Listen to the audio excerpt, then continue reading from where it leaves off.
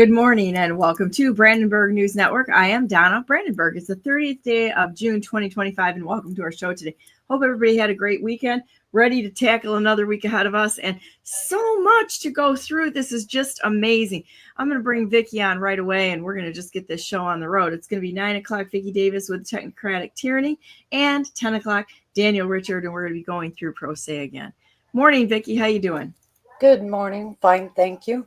Just trying to wade my way through everything that's going on, particularly in one area. And that has to do with Neera Tanden. Neera Tanden, as far as I can tell by the hierarchy, would have been the person that was in charge of the auto pen. Miss Auto Pen herself, in fact, which I think is really interesting. It's most interesting to me because early on in my research, I researched the Democratic Leadership Council and there were a group of congressmen who joined together to form the DLC. And the purpose was to lobby for the tech industry. DLC, can you quote the whole? Yeah, Democratic Leadership Council. Okay. And what the deal was is that, I don't know, you might be too young to remember this, but when Silicon Valley produced the first computerized games, they were primitive, very primitive. There was Pong and there was Atari.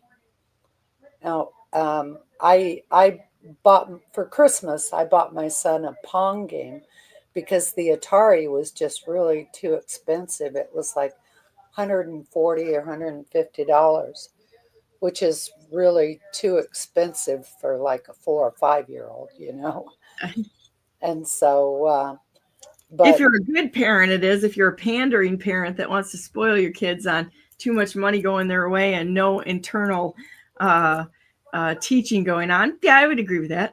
Yeah. Well, he got spoiled later on. He got a Commodore computer, so ooh, keep the family in the business, the IT business. But sure. Anyway, so this group of congressmen formed to support the tech industry because Atari threatened to move to China to produce their Atari because it was too expensive for people to buy here in this country. And so that's how the DLC formed. It was formed in 1984 or 5. A guy named Al Fromm, who was a political consultant, formalized the group under the name of the DLC. And they are the ones that lobbied for the reinvention of government using IT systems.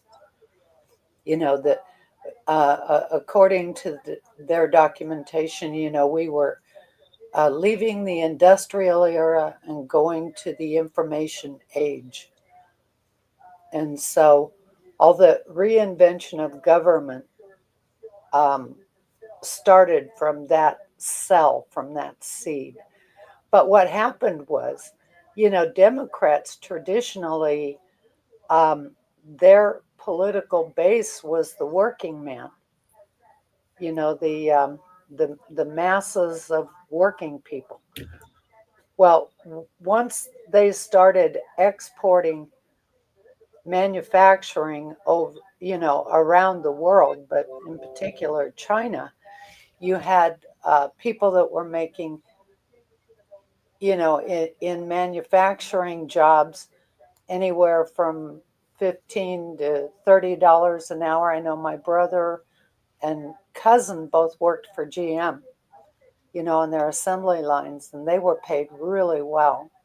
Oh yeah, GM was the place to work. If you could get into GM, you had it made because their wages were high and they had great benefits. Yes. Mm-hmm. The opening of China destroyed all of that. Well, and it was intentional. No worries. So I want to go down here, and I think this is kind of interesting. This Wayback Machine, I think is so fun. Media Mouse. Look at the posts and pages here on the right side. It's got all kinds of different things on Grand Rapids, Van Andels, and DeVos's, which I've been talking about lately. So let's go back and look at this. Obama's transition team, officially called Obama Biden Transition Team, has 27 publicly named members and is followed. What you brought up this morning, which is I just think is just unbelievable. Guess who is right at the top? John Pedophile Podesta. Uh-huh. Yeah, Chicago guy. There's no doubt that it was Hillary Clinton's influence probably that brought him into the Clinton administration. You know, all the reinvention of government took place during the Clinton administration. And that's where they came up with the idea of third way. And third way was supposedly the resolution between the industrial economy and the information age. And so they used that as a kind of philosophy to justify what they began doing to our government, which was essentially turning it into a totalitarian system. Now, the way they marketed it was that, you know, those industrial jobs, those are old jobs, everybody can just get a new job in the information economy. Well, that simply wasn't true. So they left a lot of people, especially in the industrial Northeast, they were left high and dry, you know, just do what you can. And I really think that was the beginning of the breakdown of our society, because if you can't make a living for your family, the family kind of falls apart. And so that's really kind of what happened to the Northeast. You have to make things. You have to produce them and such to have a strong economy. You can't have a service only based economy, which is kind of what we've gone to at this point in time. The when you look at the migration of all of manufacturing to both China, India, anywhere else but in the United States, and it's really too bad. But anyhow, Well, and the export of our economy to India, those were IT jobs. Those were not blue collar jobs. Those were white collar jobs. they did that there, but then also if the machining hasn't been exported, our old machining for like the mills and such, for example, manufacturing, they're taking them to China and India right now, is what I've seen, and that's a real big problem. So we can't even manufacture the things that we used to manufacture because all of the machining for it is gone. Hopefully, we'll go to more CNC stuff here, which is okay because if we could bring it back through CNC machining, but that's small manufacturing. That's not the large stuff that they're exporting and building factories, say in Mexico, India, China, et cetera, et cetera. You know, Uh-huh. but Well, all of those jobs, you know, that were blue collar manufacturing, but good paying jobs, um, those kind of basically disappeared. They exported them to Mexico at first, you know, when they created the international zone on the border. But then China was even cheaper labor than Mexico.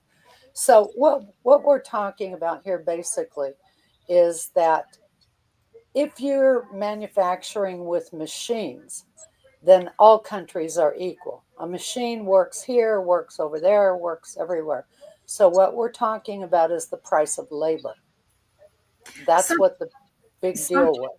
something I've been noticing lately too. I don't want to derail this too much, but that I've noticed lately too is what they've done too with manufacturing is that we might build the plans for something and then it gets shipped over to China. They get all of our intellectual property, even making the machines to make the products and such.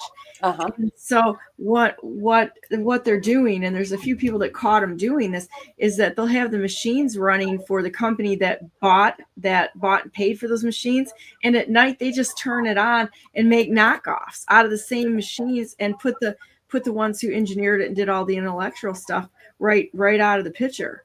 Exactly. And so the Amazon right now too is they're actually telling their manufacturers in, say, China, oh look, they're selling a whole bunch of this type of part. This is the one you want to knock off. And so it's the whole system is to put it in the hands of the globalists. The CCP is it's the same thing put in place by Kissinger. I mean, I know you know all this, but all the stuff that Kissinger started to globalize, everything, so that we own nothing and they own everything. Yes. And that's exactly what's happened. You know what? I don't believe that they didn't know that would happen. Oh, I Because think it's I'm no genius. I figured it out. If I can figure it out, they sure as hell can. Yeah, But it was intentional. oh, it absolutely was. Yes. And so essentially they gutted our economy. Now, my research has covered a lot of areas.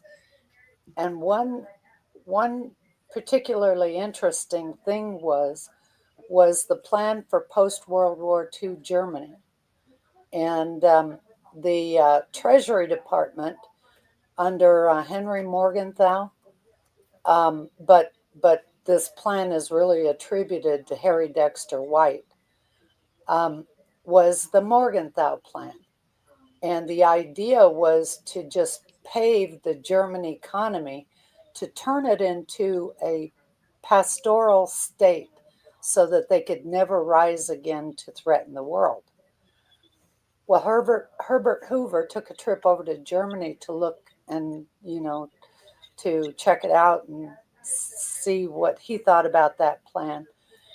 He came back and he said that if we do that to Germany, about 25 million people will die, because you just can't go from an industrial economy back to an agrarian economy and, maintain the population. And so that's when they came up with the Marshall Plan. And that's what we went with.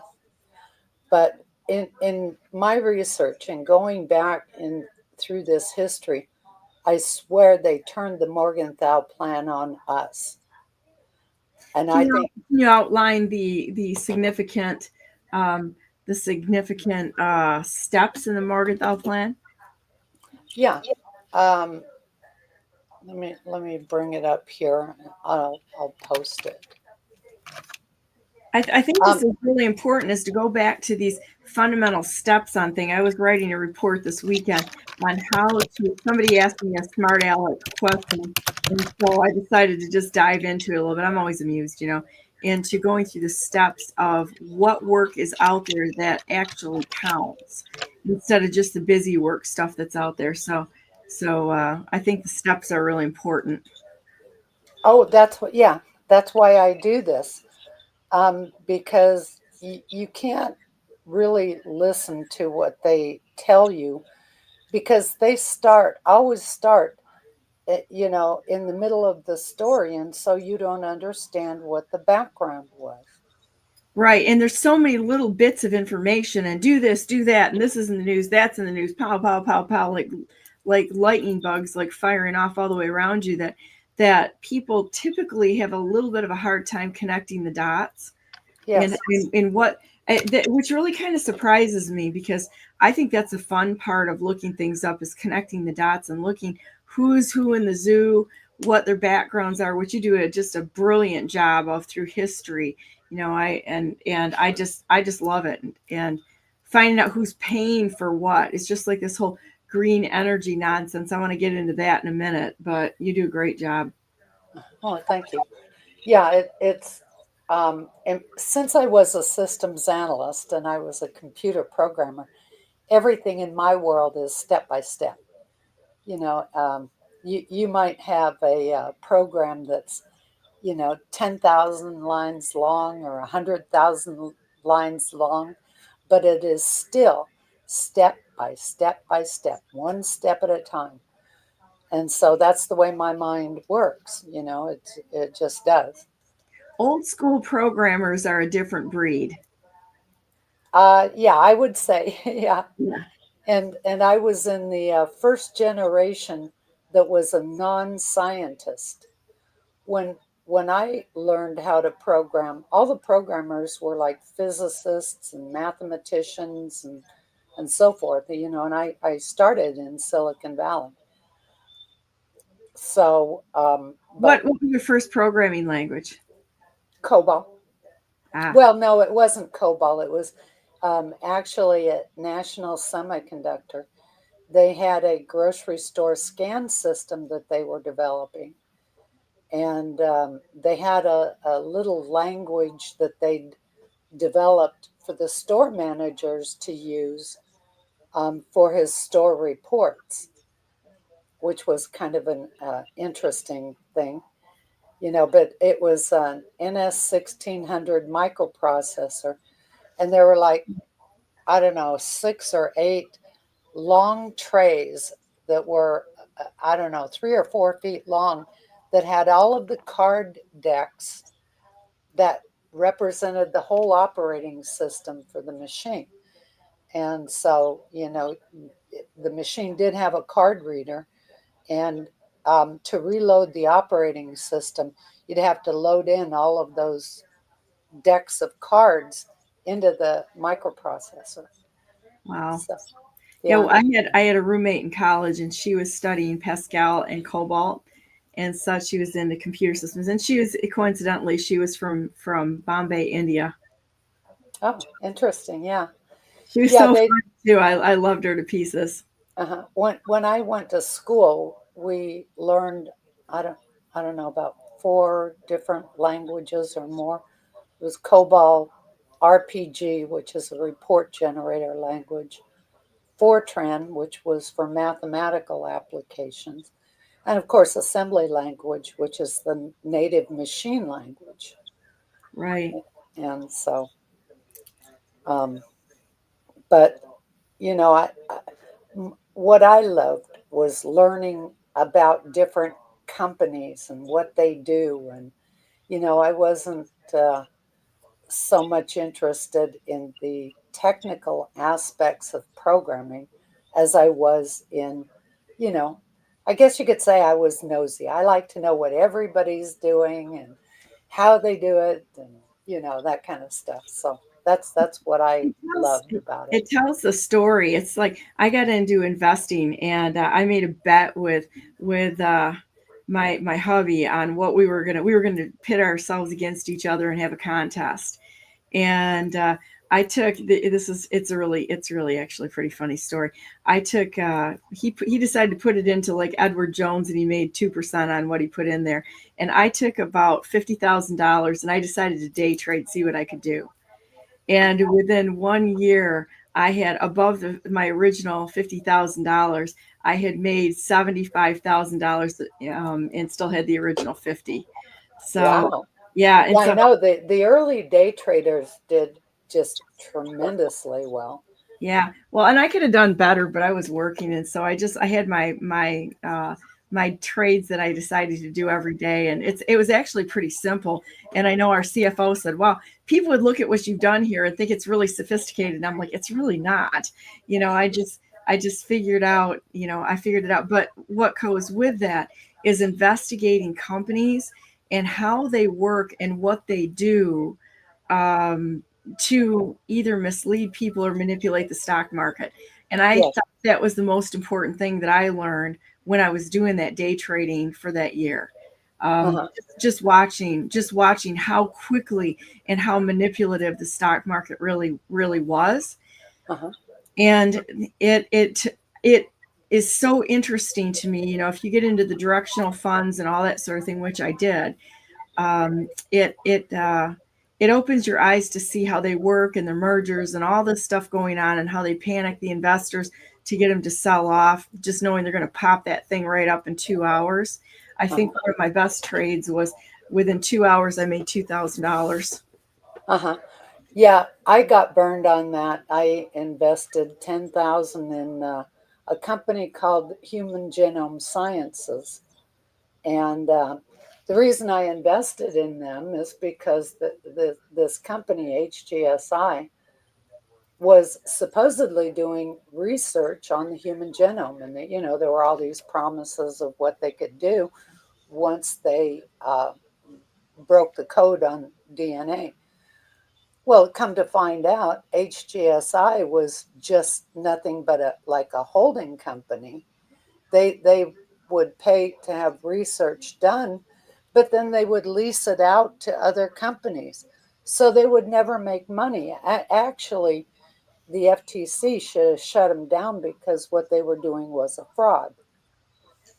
Well, Um, there's so much of that out there. It's just like the people that are doing surveillance. The government gets around surveillance by just buying data from third parties, which they fund through grants and subsidies and such.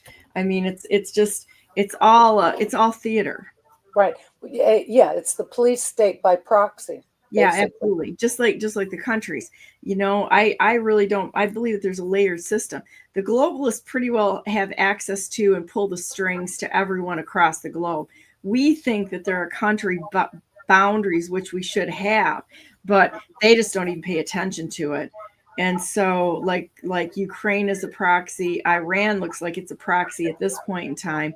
I know there's a ton of them in South and Central America that are just proxies of our deep state.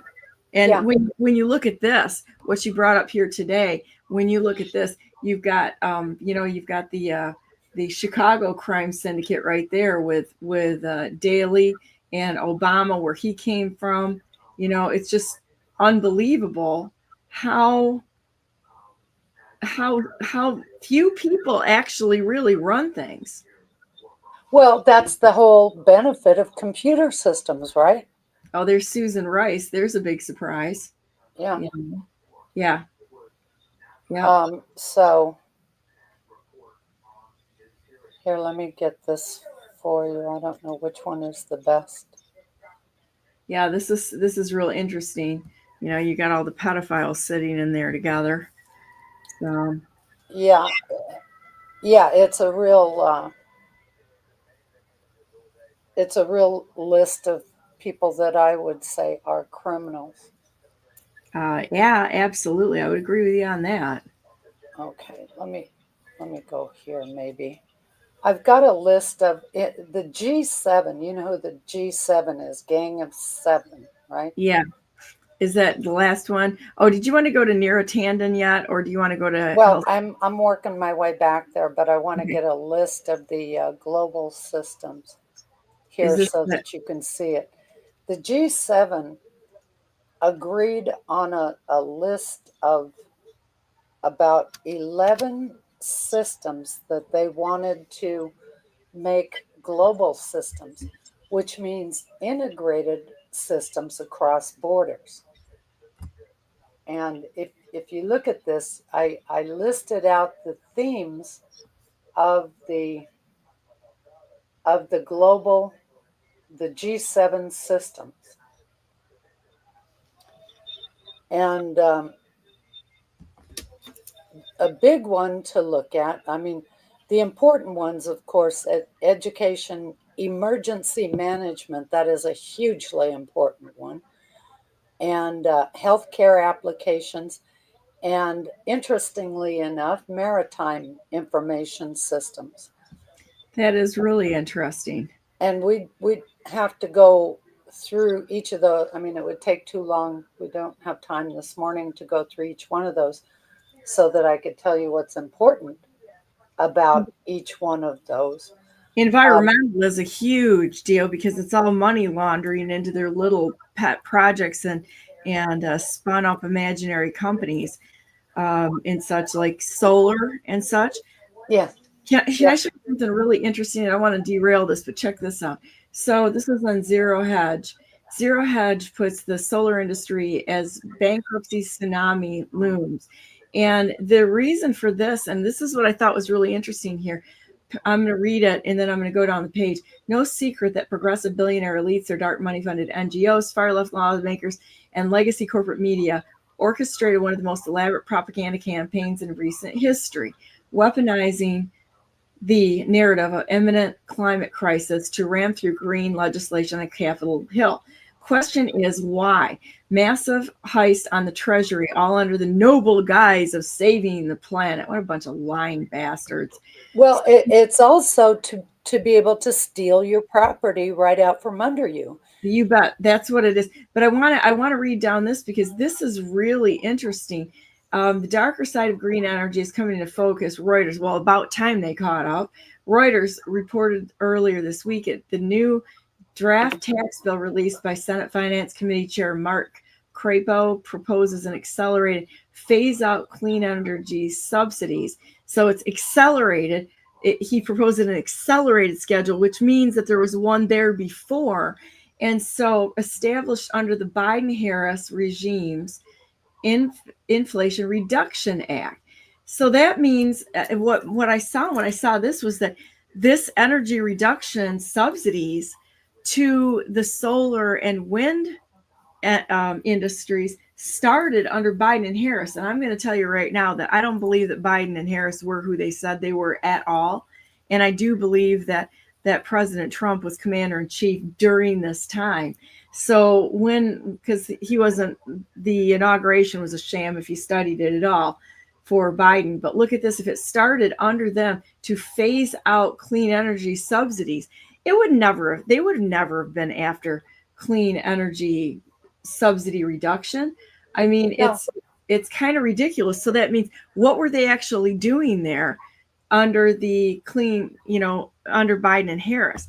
Was it to wake people up to giving them what they thought they wanted, or to make people have to come to terms with it for themselves and answer their own questions? I kind of think that there was more of that going on than a lot of people are recognizing, but that's what I saw there, that the reduction to clean energy was actually set the groundwork under Biden and Harris. Which, well, do you remember the Bundy Ranch yeah, scenario? The Bundy Ranch in Nevada. yeah, I When had Ammon Bundy on my show. oh, did you? Good. Yeah, But his dad, they were trying to. His dad had leases on that land since before Nevada was a state, I think, if I recall correctly. But he'd had it certainly before the BLM was established. And so they wanted him to pay fees for the use of federal land to graze his cattle. Well, while everybody else was, you know, researching, looking at the family aspect of it and all of the people that were at the Bundy Ranch standoff, I was looking at land issues. And what I found in that is that Harry Reid was doing some kind of a dirty deal. He had some kind of a dirty deal going on. And there was an old power plant that was run, for the Indian reservation. It was a coal powered plant. And it was going to be shut down because it's dirty energy, right? Well, Warren Buffett bought that plant. And I thought, that's like buying a dead horse. Why would you do that? Well, it turned out as I followed the leads, he bought that power plant and then he sold it to the government for renewable energy. He got renewable energy credits for doing that. And so they had a whole underground economy kind of thing going on, whereby the billionaires were being used to shut down different aspects of our economy that they considered, quote, dirty. And They could centralize it. yeah, and the person who started that was Carol Browner. Who's Carol that? Browner was a socialist. I've never even heard her name. Oh, well, she was the EPA director during the Clinton administration. But when Clinton was uh, Interesting. running for the presidency, what we found out about Carol Browner was that in Florida, she had made it, Disney wanted to expand. And but she would only give them a permit to expand in the place where they wanted to expand if Disney bought this other land somewhere else and donated it to the state. So basically, I mean, that's an extortion racket. You bet it is. You Is know, she regard. still alive? Oh yeah, oh yeah. What's she doing now? She's actually in that list of Obama's transition team. Yeah, I've got it. I've got it up right now. I put it up. So, She's involved with the Albright group, and Madeline Albright. She's an interesting one to look at too. But all of this has to do with global systems. It's all connected, no pun intended, to global systems. And one of the big one that is at the heart of just about everything that's going on is global health, the global health network, and everything connects to that. well, considering they want to determine who lives and who dies, that's the best way to off people is through the alleged healthcare system. It's a killing field. And the insurance companies, because they've designed it such that the insurance companies are really running the system regarding who gets care and who doesn't. And the hospitals have been turned into killing fields. And so through the changeover in management to the public health system, it's not the doctors that are doing this. Doctors used to manage the hospitals, but the public health system basically took that function over. And but the public health system, it's basically environmental health. It's not really health care per se.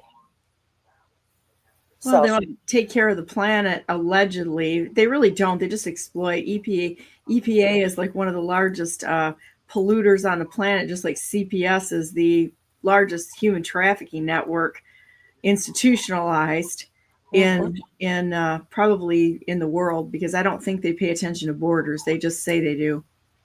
Well, they don't because they're building a global health system. Mm. Okay, and it's the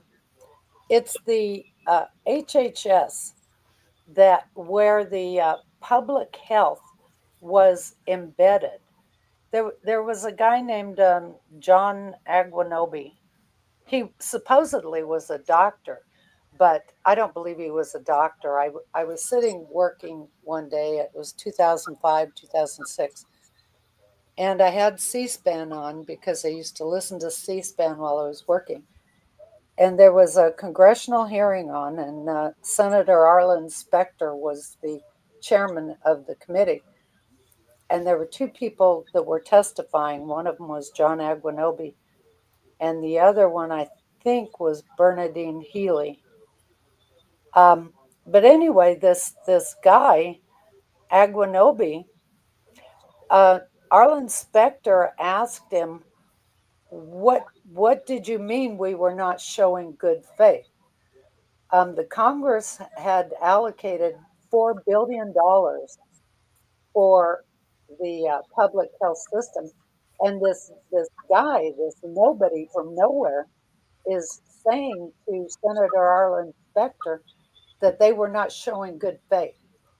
And that hit me wrong. It just hit me wrong that this guy would be talking to the most powerful senator in the Senate like that he would be talking to him like that. So I tracked down who this guy was. And he supposedly was a doctor that was just hired by the state of Florida. And guess what? He's the one that identified the anthrax in Florida. Yeah, isn't that interesting? Mm-hmm. Well, and it was the anthrax that there was something else going on at that same time. I forget what it was. But at any rate, the anthrax was distributed to, a number of places. There was a hospital in New York. There was an old lady, just a random old lady somewhere that got some. But they were delivering this anthrax through the mail. And, they ultimately figured out a solution, which was that they would X-ray or send through the radiation machine all of the letters and packages to kill any anthrax that was in there.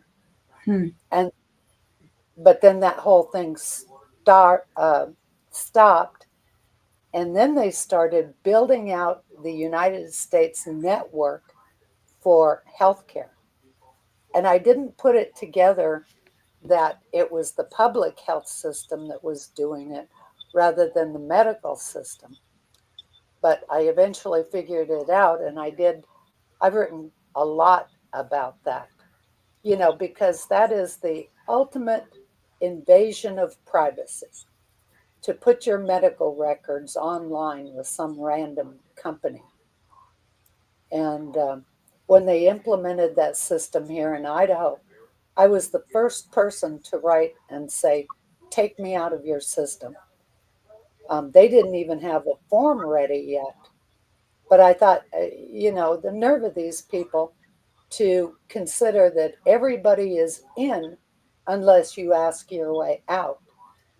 And people just don't do that. They don't pay attention to things like that.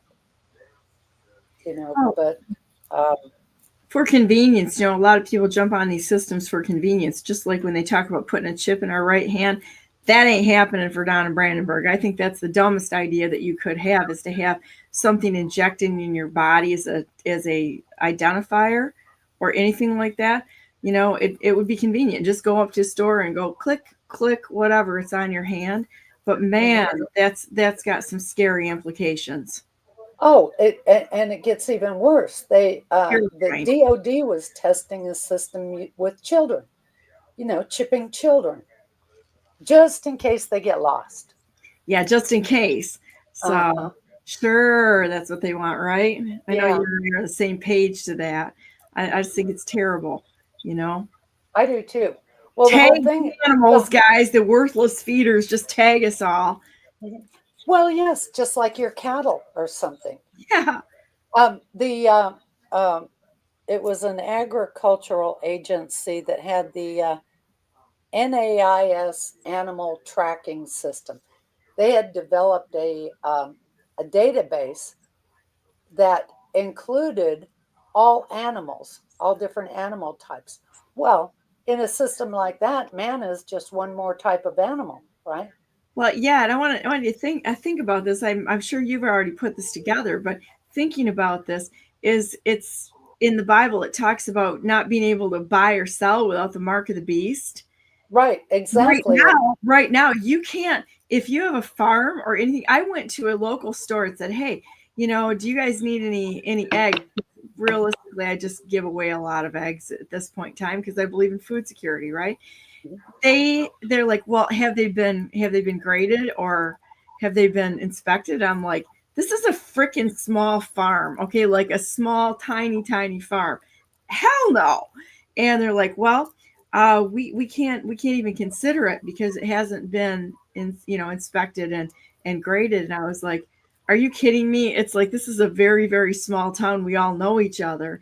but they ended up taking $70,000 in grant money for something from the state. And the minute they did that, wham, you could see a difference in their policies. Yeah. Oh, sure.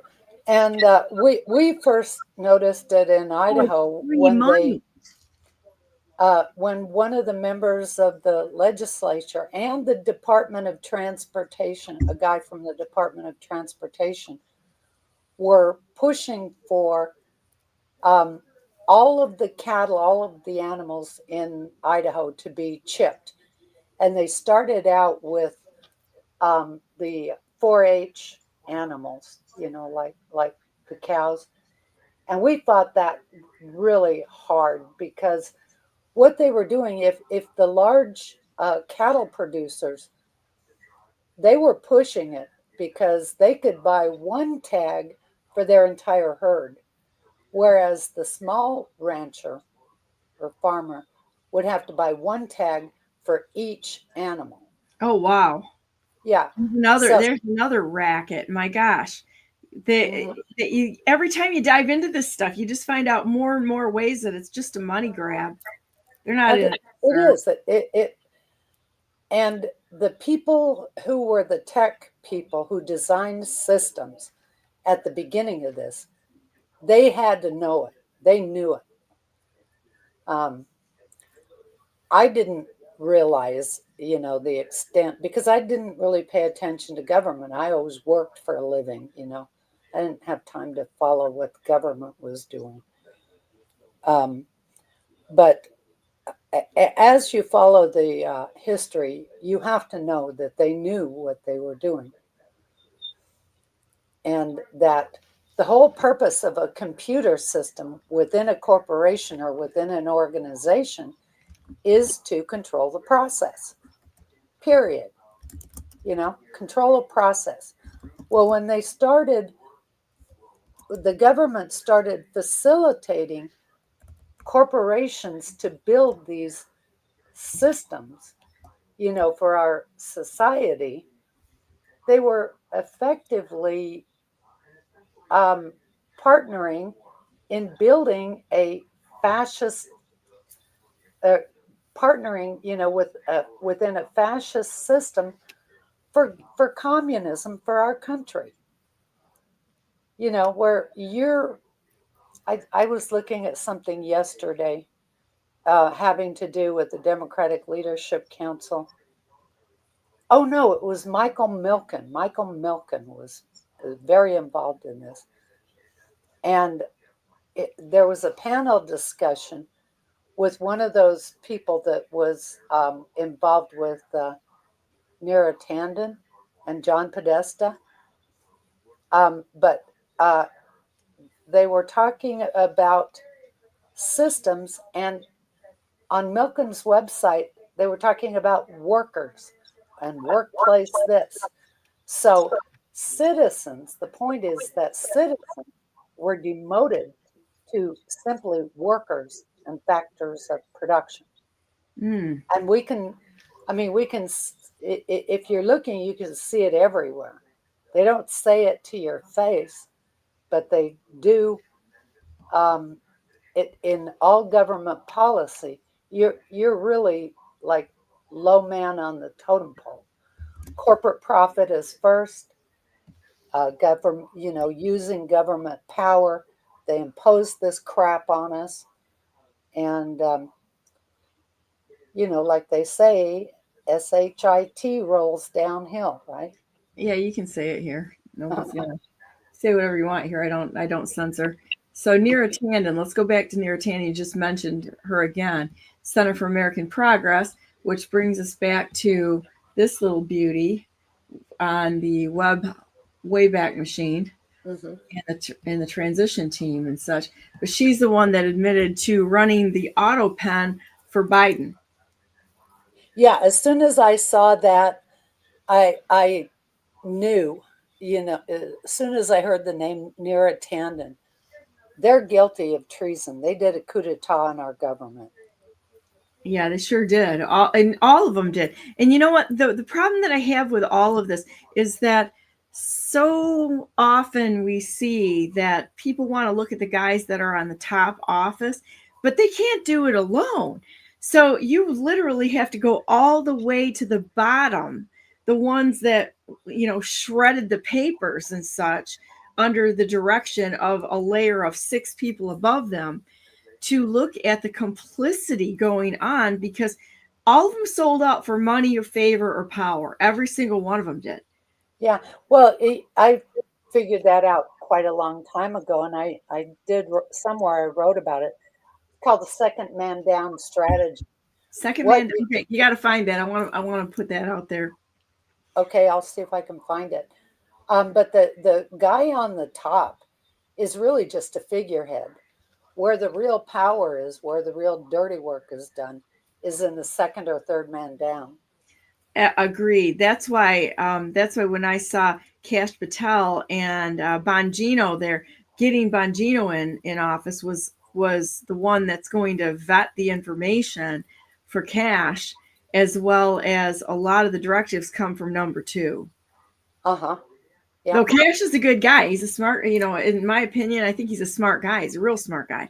There's a lot of people playing roles that are willing to take hits for things, even if they're, because they're in it to win. They're not in it just to play around. They're in it to win. And I think it's going in a good direction, even though some things look like they're not going in a good direction. I do believe that things are going in a good direction right now. I do too. I listened to the hearings that I found. There's a recent Senate hearing on the use of the auto pen. And what my fear was is that they were going to just use this as a dialectic. But they're easing their way into the meat of the issue, um, which is, the underlings, Joe Biden, the people around Joe Biden basically just used him as a figurehead. But the people, which includes Joe Biden's wife, number one, and Neera Tanden, those are the people that were making the decisions using Yeah. the auto pen. Well, and I think that's good. I mean, sometimes you put people in situations. If I were going to try to catch all the bad guys, I would make sure that there were situations out there that people would be able to either pass or fail in. Does that make sense? I used to Yeah. do it with my kids. I actually did. I put them in situations, and when I was raising my kids, I would literally put them in situations where I knew there was no danger to them, but that they were going to have the opportunity to make a good choice or a bad choice. Uh-huh. So that they had to learn. Like, for example, I had one that every time we got out in public would like act like a deranged monkey. Okay, I mean, crazy, absolutely crazy stuff. And actually, I had 2 of them that did that. Quite actually, I had 2 of them. And so I would literally do mall training. I'd go to the mall and expect good behavior. And when they failed, there were all sorts of things that were consequences, like complete and utter embarrassment in public. That works fantastic. After a while, kids realize everybody's looking at them, and it brings their awareness that perhaps their behavior needs to improve, or take them out of the situation. And then, you know what? We were going to go out for lunch, but because you acted this way and proved that you couldn't handle being out in public and acting like a decent human being, guess what? We're going home, and you're going to spend the part of the afternoon thinking about what you did, and perhaps writing something out to outline better behavior. I would literally do that. I knew they were going to fail. Okay, we're going to do this so that you never do it again. Uh-huh. Sergeant Mom. Yeah. Well, boys are kind of like that. I mean, they're just kind of wild. That's what I love about boys. They're So that was one boy and one girl. Actually, I had two of one them. boy and one girl. Yeah, okay. one boy and one girl. I mean, savage. So I'm like, fine, you might be savages, but you came from me, which means more savage. Mom is the most savage, so watch out. That's right. And I've had lots of years to practice it.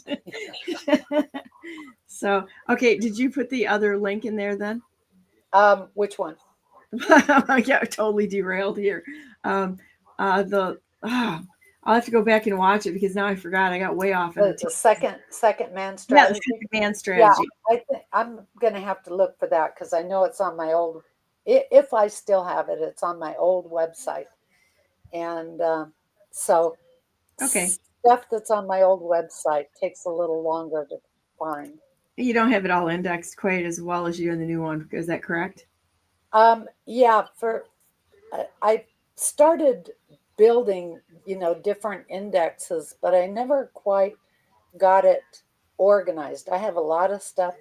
Plus, I also have stuff from when I built the website for Idaho Eagle Forum.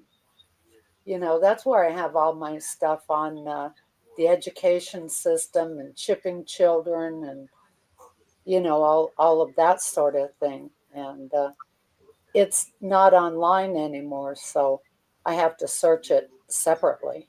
Ah. But there you go. I mean, it's a learning process.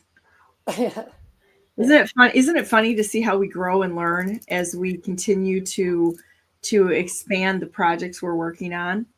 Oh yeah. I can't even tell you, especially like when I see a name like Narragansett, it's like my head just, goes off like a Christmas tree, so many connections to so many things. And because I've been doing this for so long. And well, of course, and you picked it out right away. You saw it right away when her name popped up because you already were familiar with it. That's the advantage of having an area of specialty like you have, because you've got decades of information that will just pop into your head. Yeah, that's one of the. I suppose I don't really have any talents. Like I can't. A lot of talents. Can't cook. I don't sing. I don't dance. I have zero talent except for being a systems analyst. That's a huge talent. Not many of us have that degree of expertise where you have it. I mean, don't sell yourself short. Yeah, but nobody knows about it. Nobody understands. You do now. Well, yeah, because I'm a nerd and I love actual research rather than the flashy, shiny crap that most people go after. And I think this is of note. When I got into this doing BNN, I think that my choices have actually changed because I've readjusted with BNN. BNN was when I started, it was like, okay, we're going to put the real news out there, which I do. That's what I try to do, is get behind the scenes and put the real news out there. If you saw my files of research, you would be shocked. It's kind of like yours, only I go in different directions than you have gone in, which is cool. It's different talents and such, and in different areas of focus. And that's a really good thing. But when I started, because I know so many people just from going to, say, Mar-a-Lago and DC and all of these events, in different parts of the United States too, that I wanted to talk to those people who were sitting in front of the cameras, and they seemed like, those were the ones that were going to help me find the information and such. And what I realized is that most of them are just brand managers, and they're trying to grow an audience, and it's all for money. There's no difference between that for the majority of them. That's exactly what you're looking at. You're not looking at anybody who's doing any real work. They're just managing a brand. And that goes with, well, where have they found people's interest? Same thing that politicians do. You hear them over and over again. It's all in the messaging. Well, what's that? That's kissing ass to the voters with no intention whatsoever with following through. It's highly misleading, and it's wrong on every level. Somebody, anybody running for office who does that should be immediately, that when they start talking about messaging, they should immediately be disqualified from voting for them, because they're just doing it to pander to the voter for votes with no intention whatsoever. The media is the same way. So I kind of shifted away from most of these people that are just audience builders, because they don't know jack crap about anything. They're just pushing a narrative, and going into talking to real people like yourselves and Daniel Richard and people who are doing pro se and actually doing the work. I'm sick of talking to people who just have an opinion on everything and they can't back it up with anything, and they don't connect the dots, and they're not doing any work, and they're just, flashy thingies. That's all it is all the time. So at this point in time, I decided, well, I'm going to continue being on in this direction, because this is for my education. And hopefully if people want to come along for the ride and see what I find interesting that has actual tooth or bite to it, then by all means. But I'm not interested in making money off of this. I'm interested in the real value, which is learning real things to be able to right the nation. You can't do that by going after money. Right. So, And you can't do it by just watching people. no, Are you familiar with the allegory of the cave? I'm not What, sure. Go ahead and maybe I will if you tell me something about it. But okay, well, it's been a while since I've looked at it, but basically what it is that there is a guy who was watching, like caveman days, um, watching the shadows on the cave wall. Well, behind, and all he watches is that shadow on the cave wall. But behind the guy, there's a guy with a light, and he's the one that's creating the shadow that this one guy is watching. And that's really the way the world works, our modern world, is that most people watch the shadows. But to see what's really happening, you got to turn around and look and see what's behind you. for And yourself. yes, And that's the difference right there, is listening to all of these people who are, say, content creators or whatever. Generally that's just to validate our own biases. There's no new learning in that, because people watch the people that they agree with instead of the ones that they disagree with. But to get into actual research, you have to pick topics and research into it, like you've done. Like, I'm going to go through my notes. If you saw my notes file and what I've actually researched, people would laugh about it. I've looked into things like the one I'm currently working on, because somebody decided to be a smart aleck with me, is qualifying efforts and involvement. An involvement action plan. That's one that I'm going to publish here pretty quick. I've also got the Hart-Celler Act on Immigration, DNR Eagle, different communications. I've looked into and talked to the motorcycle groups across the state, and I have good connections with ABATE and MICOC. Going into knowkings.org and what was behind that. The psychological basis of why people do what they do instead of making good decisions, and how to help people realize that they're perhaps being led astray. Jennifer Granholm, cancer. I got diagnosed with cancer years ago, and I basically, how you get rid of cancer, in my opinion? You don't work for me. You stop going to the cancer doctors. I went 4 times and I was like, I'm so done with this.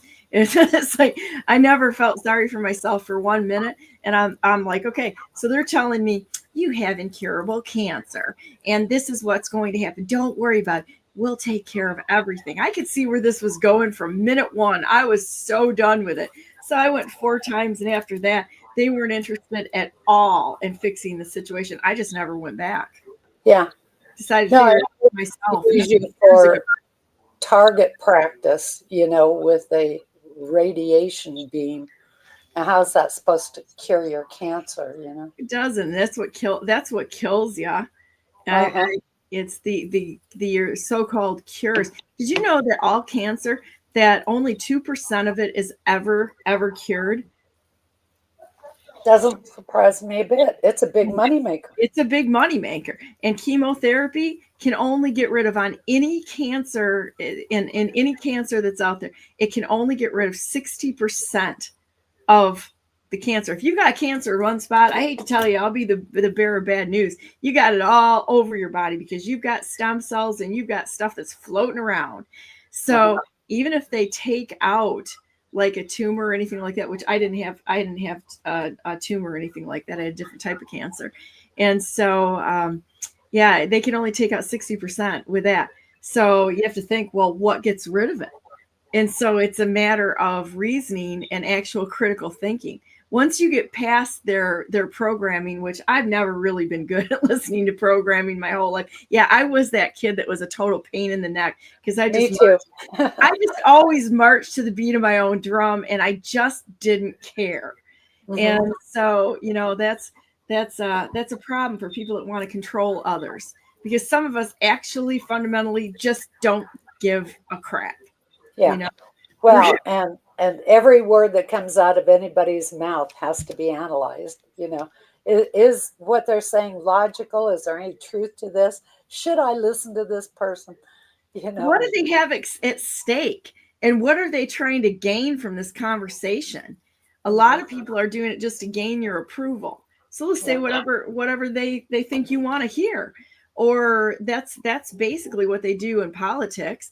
Is that they just tell you what they think you want to hear and play to your biases or your groups that you're involved in. It's just like the political groups.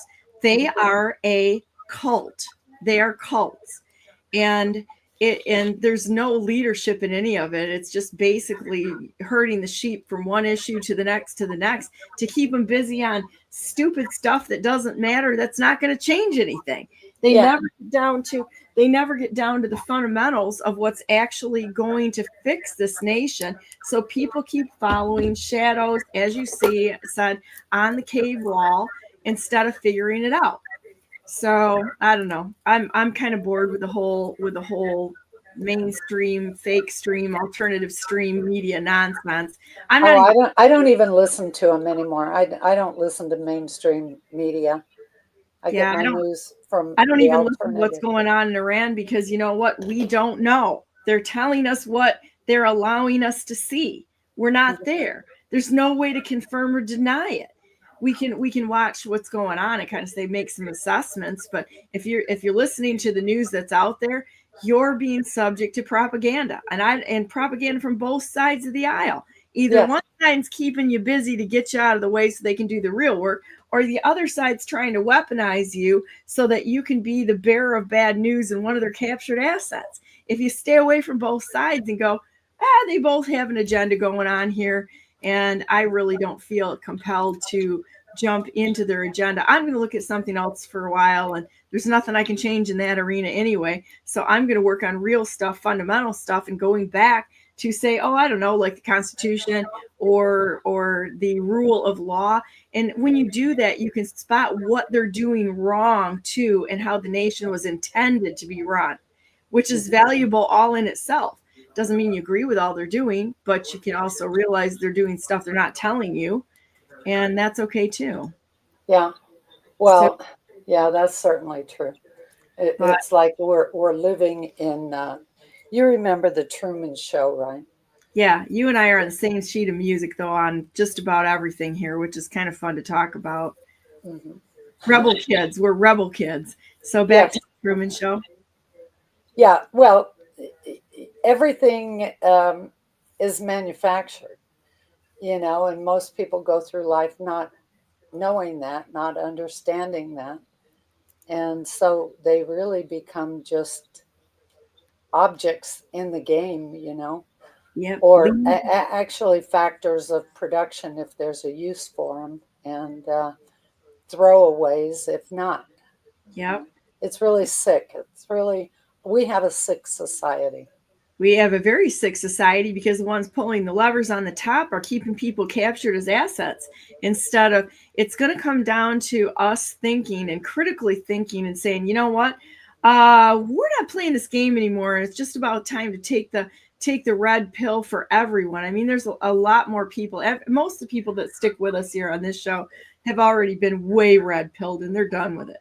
But society needs to get off of this programming and think there's another whole level of waking up that I would say the majority of people haven't even come close to touching in what's actually going on out there.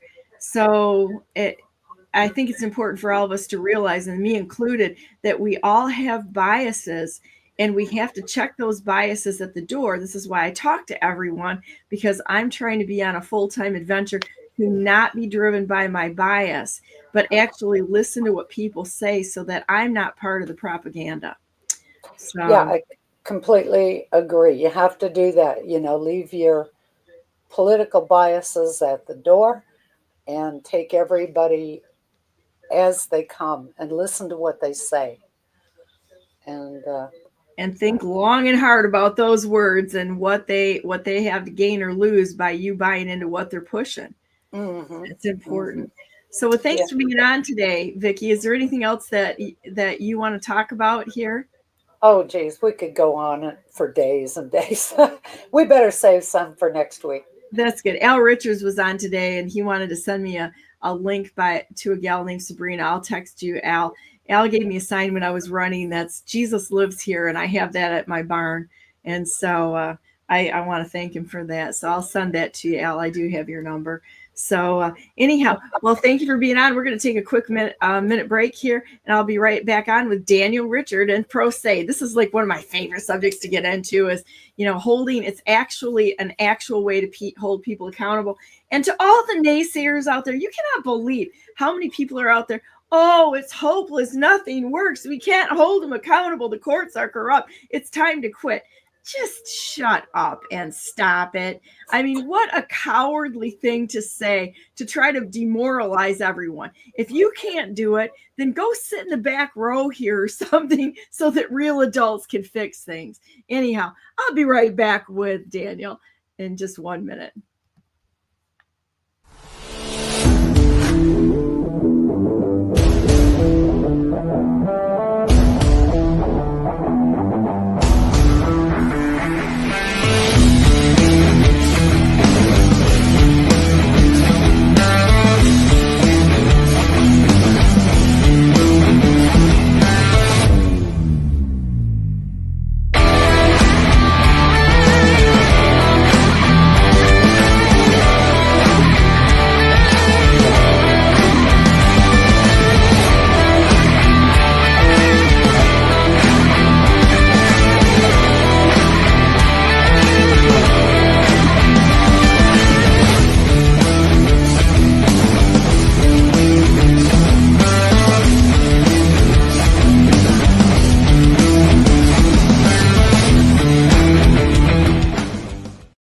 Good morning and welcome to the second hour of Brandenburg News Network. I am Donna Brandenburg and it is the 30th day of June 2025 and we're going to jump right into things here. Morning, Daniel. How you doing?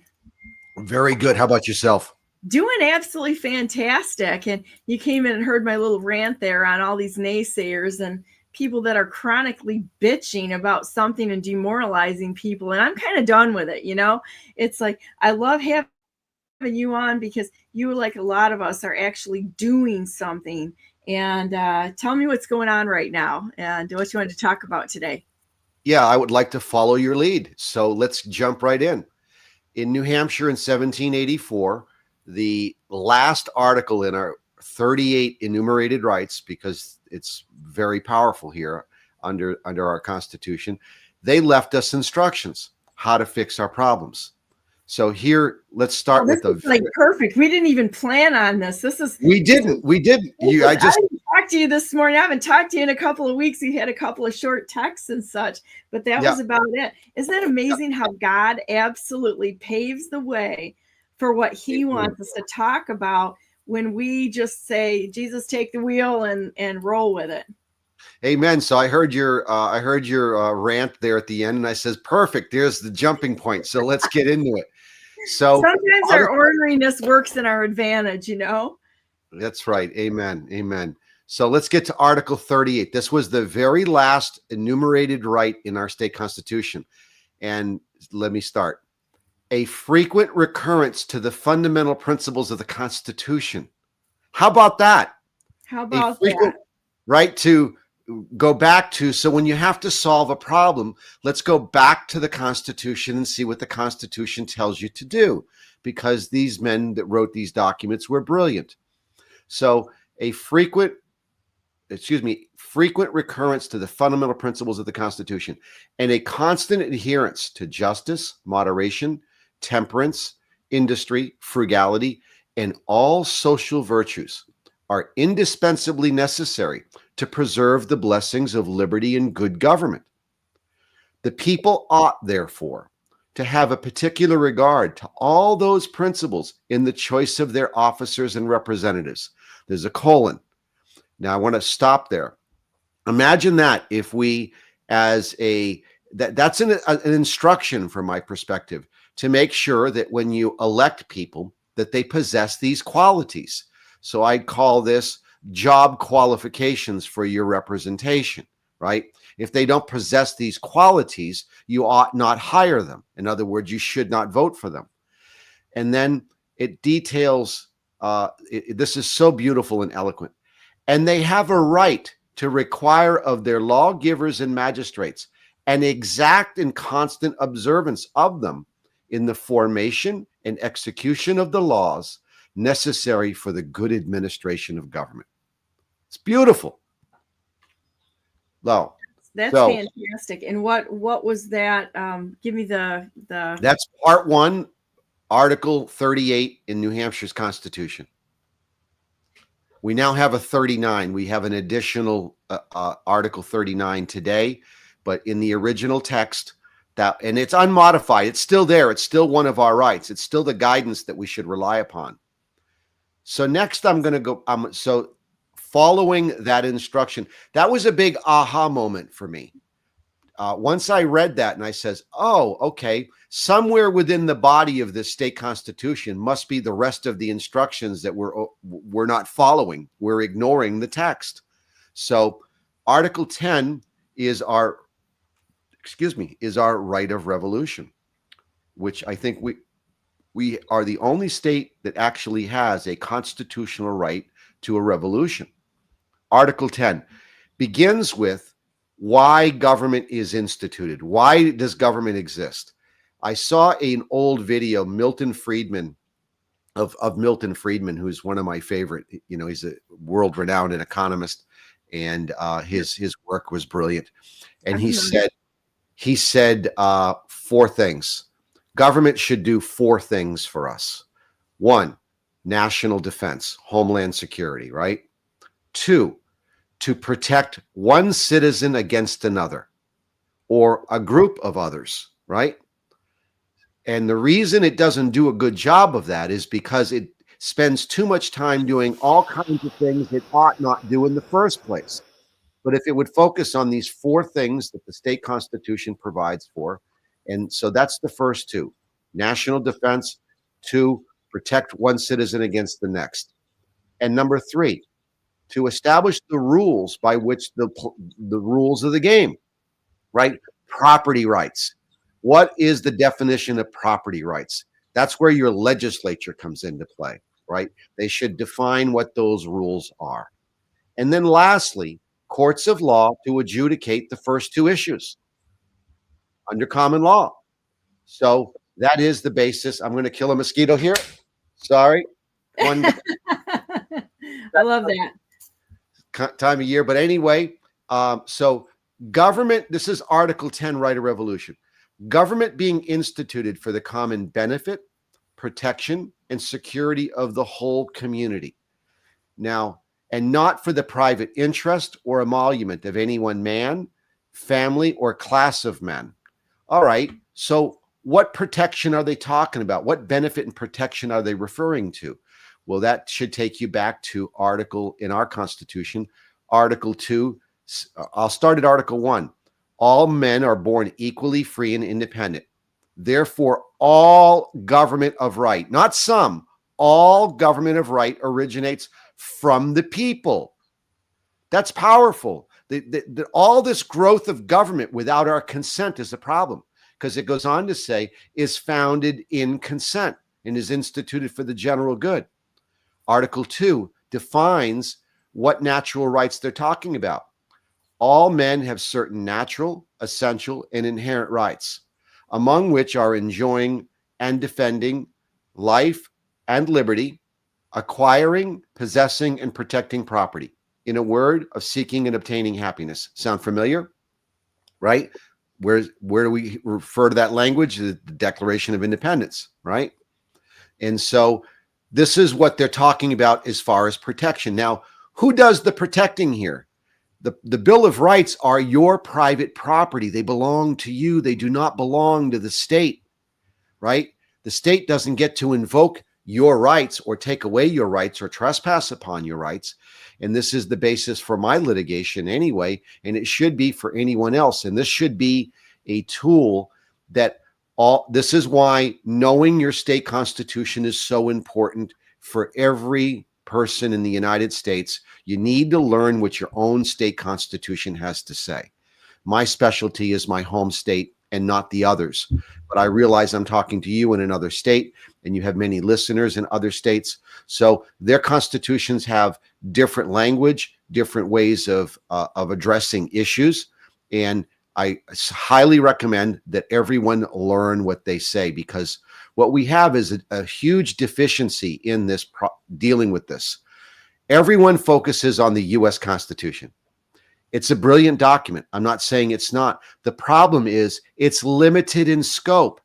It only addresses those powers that the states gave, the 13 original colonies gave to the federal government, which again is to do 4 things: wage war on behalf of the states, negotiate peace on behalf of the states, establish treaties for common defense and for commerce, and to regulate commerce between the Indian tribes, between the states, and between foreign nations. So back to the state constitution. So the enjoying and defending life and liberty, acquiring, possessing, and protecting property, that is your right. So self-defense, for example, is who is responsible? You are, right? If you follow litigation on all cases where government is sued for failure to protect, a police department fails to protect you, even when they're standing right there and you get hurt, the courts have all concluded the same thing over and over again, regardless of the nature of the case. Your local police department has no duty to protect you. If your ability to protect yourself is your responsibility. So this, again, is a foreign concept to many. So I'm going to go back to Article 10. Give me a second to scroll there. Which is, when you look at the response from any of the law enforcement organizations, they're not going to be there to protect you for 20 minutes to 2 hours sometimes. Thank you. They're basically an administrative entity at this point in time. They document things and enforce the law after the fact. They're policy enforcers, Right. and that's what they are. They are policy enforcers. Absolutely. So back to Article 10. So I stopped there to detail what exactly they're talking about for the common benefit, protection, and security of the whole community. And here's where we get the lawyers into trouble. And not for the private interest or emolument of any one man, family, or class of men, the Bar Association. Which needs to be completely abolished. They have done more damage to the United States of America, our communities, our states, than I think, we can blame the courts, but the courts are part of it because they're all freaking attorneys. That's exactly right. And what you have is a monopoly. Right? It violates the Sherman Antitrust Act. And here in New Hampshire, we also have we adopted verbatim in 1903 the Sherman Antitrust Act and amended our state constitution to include it, which prohibits what we currently have going on, which is our state bar association is in fact a monopoly. So that's another story for another day. But let's continue. So it's detailed that they're concerned. The founding fathers are concerned that a family, because this was a common thing, right? Look at the crown, right? What were they? They just got done with the Revolutionary War. So they didn't want a king. They didn't want a lineage of kings and their family and their progeny to continue to just automatically inherit a dominant control of a society. And so to continue, this is the key. Therefore, whenever the ends of government are perverted and public liberty manifestly endangered, aren't we there? Isn't that what we're dealing with, right? Absolutely. Whenever public liberty is manifestly endangered, and here's the key, and all other means of redress are ineffectual. This is another thing. This is where we're at now. All of your rights, and this is what the naysayers like to say, right? Don't waste your time. The game is rigged. You're never going to win. Wah, wah, wah, and you want to cry, right? And not do anything about it. Well, what does it tell you to do? When there is no more means of redress, the people may, and of right, ought to reform the old or establish a new government. How I'm about kind that? of right there with you, because it's so corrupt from top to bottom, Right. that unless a person got in there and started nullifying, and I mean get a semi load of pens and just go Right. gone, gone, gone, gone, gone, gone, gone. Right. That's the peaceful way of doing it. I don't remember where, but Thomas Jefferson famously once said, all laws should sunset after 20 years. And he said that for a very important reason. If Donna, you're a businesswoman, if you enter into a contract with any one of your businesses or partners, and should your children be bound by the contracts you sign? Absolutely not. But what are we living with now, right? We're living with the state and federal constitutions that have been modified by the legal society to serve their interest, and perpetually, generation after generation, we are forced into living under those corrupt changes that violate the basic tenet of the first article. Where's the consent? One of the proposed amendments, and let me finish this point. One of the proposed amendments that I'd like to see added either by statute or amendment to our state constitution is that whenever there is a proposed amendment to our state constitution, that the moment the legislature considers it, or a convention, a state constitutional convention decides that the legislature finds it proper, that it would be good for us to alter the laws of the land, that they must be submitted to the voters for their consideration, because the people are sovereign. My amendment would be that whenever that happens, that they must immediately draft the language of the proposed amendment and submit it to the voters long before the ballot box. Because right now what they're doing, and this is the trick of the legal society, you are not given any notice or adequate information to meet the legal definition of informed consent. What they do is they used to give a voter's guide so that you could read the voter's guide before you walk into the ballot to mark your ballot box, because one of the questions on your ballot is not only who you're voting for, but whether you agree to this new amendment. Well, those sneaky boogers have decided to just now put it as a question at the bottom of your ballot. So you're given 60 seconds. 60 seconds is not informed consent. And you're asking people to modify the document where we live in a society where we no longer teach these documents in school. My state only teaches the federal constitution on a limited basis and does not teach the state constitution at all. At all. So how can the voter know what the actual document says before amending it? They don't. Does it sound like a good idea or not? Sounds like a great idea to hold them accountable for that, because they're doing deals after midnight in the middle of the night, right, signing things, and then this is what we're doing right now, it's law, you guys are out of loop, and just sucks to be you. I mean, that's the kind of stuff that they're doing. Absolutely. It's a total coup going on right now. No, you're right. And so to continue down this road here, so to the people may and of right ought to reform the old and establish a new government. The doctrine of non-resistance against arbitrary power and oppression is absurd, slavish, and destructive to the good and happiness of mankind. It's brilliant. It's brilliant. So my litigation has all been based on this very point. I knew that in order to start over, that I would have to establish that there was no redress of grievances. So my first trip to the state Supreme Court was, in fact, I filed a remonstrance and not a petition. A petition under my state constitution is a request of the legislative body to act in the manner that we need a new road. You know, something the Constitution, public policy things that it has the authority to propose legislation for the common benefit of everyone. A new courthouse, a new bridge, a new road, these kinds of things, right? Within the limited powers that they've been delegated.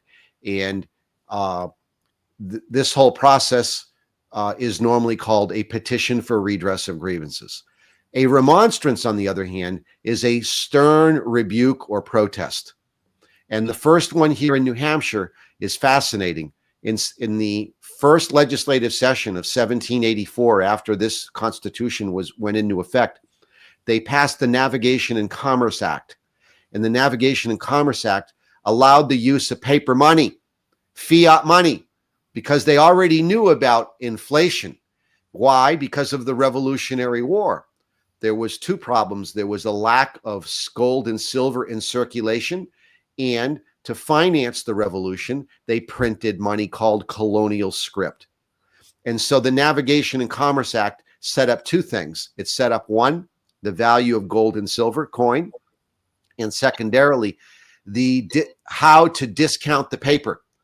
How, if you were to cash in your paper notes, that they would be discounted, and there was a schedule that it was worth X on this day, X on the next day, X on the next day. And That's so, a racket. right. But the point was they understood inflation, right? The consequences had already become known to them. And so the merchants were upset. They said, look, we don't want to do business with England or the Bank of England with their paper money, because by the time we send that paper money on a boat back to England or any other country that we do business with, and apply a depreciating schedule because of inflation, right? Because they keep printing money, that we don't want to be bound. No, we want to do business in lawful money. And so that's why the U.S. Constitution, Article 1, Section 8, establishes that gold and silver are lawful money, and to establish a uniform rule of trade. Why? To prevent this very thing. So the fact that we're doing it today flies in the face of the founding principles. You know, if you realize whenever you talk about federal aid, listen, that was done on purpose. It was done on purpose. And one of the parts of my studies was something very few people have ever studied, the Virginia ratification debates, where Patrick Henry and George Mason famously warned us. See, they refused to sign the U.S. Constitution because they warned us that we needed to continue the debate, because as written, as genius as the document is, as written, the document would ultimately lead to the destruction of the sovereignty of the states. We're there today. They were prophetic. They warned us, and it came to pass.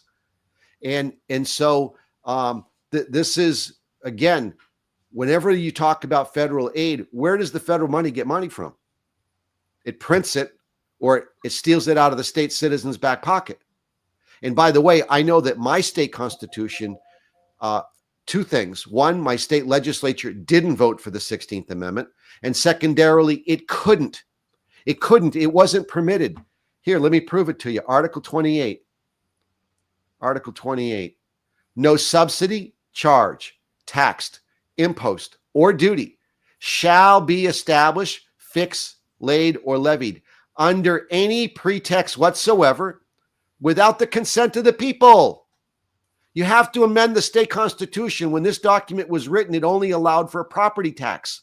And it's been amended 6 times total, or excuse me, it's been amended 5 times, giving us 6 different ways that the state government can tax you. And why did it do that? It did that because of this provision. Because what did the Crown do? What did the King of England do? They passed the Stamp Act. Remember the famous Stamp Act, right? And all of the other taxation, that taxation without representation was the cry, right? The English Parliament, in order to finance the global domination of the English Empire, would just continue to tax, make new laws, make new regulations, and force it upon the colonist. So, of course, they wrote they wrote this into their new form of government. They did not want to allow this type of dominant control. So today, remember, the Federal Reserve, I recommend to your audience, everyone needs to read The Creature from Jekyll Island. If you've not read The Creature from Jekyll Island, you don't know what's really going on. And what it deals with is, what is money, who makes it, the history of it, and how it controls our society today. We've had 4 central banks, and the consequences of central banking are well known. The first one was the Bank of North America, created by fraud, where the elite at the time fraudulently borrowed money for shares of this new central banking system modeling after the Bank of England. And it didn't last very long, and it was destroyed. And so then we get into the first Congress. Alexander Hamilton convinces George Washington to create the second central bank, called the Bank of the United States. And same problem. So it was given a 20-year charter, and its nefarious consequences become well known. And Thomas Jefferson refused to renew their charter. What was the consequence of that? The War of 1812, right? The English started a new war. Financed by who? The foreign bankers. Okay. Read the U.S. Constitution, Article 6. It's a bankruptcy document. Most people don't know this. The part of the U.S. Constitution, Article 6, starts here. I've got it right here. Give me a second. Got to pull it up. I use a Mac, and so I have to broadcast with you on Chrome, on Google Chrome. No worries. So, Curtis just posted that our 1963 Constitution is flawed. It's not just flawed; it was illegally installed. They only had 1/10 of 1% of the vote, and they put the 1963 Constitution in the state of Michigan. So therefore, that actually should be abolished, and we should roll it back even further. So, absolutely. Yeah. Article 6 of the U.S. Constitution. Just the very first sentence: all debts contracted and engagements entered into before the adaptation of this Constitution, in other words, the revolution and the financing of it, shall be as valid against the United States under this Constitution as under the Confederation. Remember the Articles of Confederation. So there you go. We've been bankrupt more than once. We are there now. We are financially and morally bankrupt, but they keep printing money. So, and then of course, third central bank was brain fart. Andrew Jackson. Andrew Jackson destroyed the third central bank. Again, the Bank of the United States, and the Fed chair at the time wasn't called the Fed, but either way was Mr. Biddle. And Mr. Biddle warned Andrew Jackson that if you do not renew the bank's charter to continue, and I'm going to get to a point here in a moment, if you do not renew the bank's charter, you will bankrupt the states and you will bankrupt this nation. And Andrew Jackson's reply was, "Sir, that would be your sin. It would be my sin to let you continue." And what was he talking about? What most people don't understand is that central banking was created not for its stated purposes, but rather to give a line of credit to politicians, because without it, in order for us to go to war under the founding principles, you'd have to secure the agreement from the citizens to pay for the bill. Imagine if if George Bush said, hey, we're going to go invade Afghanistan and we all need every American citizen to pony up $10,000 in advance. We wouldn't have gone to Afghanistan. We would have no wars. And Zero. all of this debt, right? All of this legislation. In 1933, the New Deal, and this is how we ultimately destroy the sovereignty of all of our states. And by the way, I'll get to the point about the Chevron deference decision from SCOTUS last year and how this ties together. But in 1933, FDR summoned representatives from all of the states. I think there was 48 at the time. Hawaii and Alaska had yet to join the Union, but he summoned the 48 representatives and he sent them with instructions to their home states to pass legislation to receive federal aid. And the federal aid was set up under the pretense of the New Deal for road construction, we would put America to work, and we would borrow money from the newly formed Federal Reserve that was created by fraud in 1913. It's another conversation, another story. I just laid out to you why it's a nefarious problem. But he sent them all home to borrow, to set it up so they would establish a second set of books. Do you know, Donna, that every state in the Union runs two sets of books? You'd go to jail for that. You and I would go to jail for that. But they run two sets of books because in order to accept the federal aid, they've got to keep a separate ledger. How do they do that? So I actually knew that they were running there's different layers to all of this, and we never see exactly what's going on. How are they accomplishing this? Well, give me a second. I'll look up the statute. NewHampshire.gov. They have changed my state constitution website. So I knew they were doing it. I just don't know the mechanisms. Yes. Hang on. So that would probably be pretty helpful right now. Absolutely. Hang on. Government. Laws. Federal government. As governor, my plan was actually to stop all taxes immediately, because I know that there's places where you can get money from for overages to keep basic services going and such. And I was going to take everything and audit the entire state, every department, every organization, every dime that went through this state, and throw it out on the wall and let the residents of Michigan, the citizens of Michigan, go through and find all of the errors and let them be the investigative branch of what was going on, what's been done to us as a state, as a nation. That's what needs to happen. So here it is. Here it is. This is our state statute created in 1933. Authority for seeking aid. The governor and the approval of the council, we have an executive council, which is a check on the governor's office, is authorized to apply for financial or any other aid which the United States government has authorized or may authorize to be given to the several states for emergency industrial or unemployment relief. Remember the New Deal. For public works and highway construction, for the creation of employment agencies, or for any other purposes intended to relieve distress. So there it is, right? Or any other purpose. It's a green flag for your state government to just keep borrowing money. And every time it does so, it surrenders the sovereignty of the people and the state to federal jurisdiction. And this is how they propped up all of these growth of state government under the pretense of bribing the states with federal aid, because it always comes with strings attached. And what was that? What was the document that you quoted, the first document? Well, I'm referring to the federal aid statute created in 1933. Is that what you're asking? Yeah. Yes, that's our state statute, 124:1, authority for seeking aid. Now, here's something else that should make you mad. Faith and credit pledged. And again, how do you do this? How do you surrender the people's oversight? So here it is, faith and credit pledged, 1933.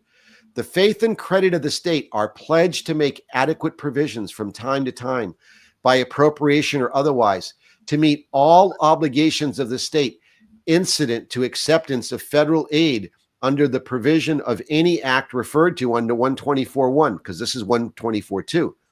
The governor and council are authorized to issue all necessary documentary evidence of such faith and credit. They get to borrow money on your behalf without your consent. They did that not too long ago, where they actually collateralized all of our property and homes at a 20-to-1 ratio. Yes, yeah, it's outrageous. It's outrageous. Which means that if they default, they have literally pledged our homes. That's right. That's right.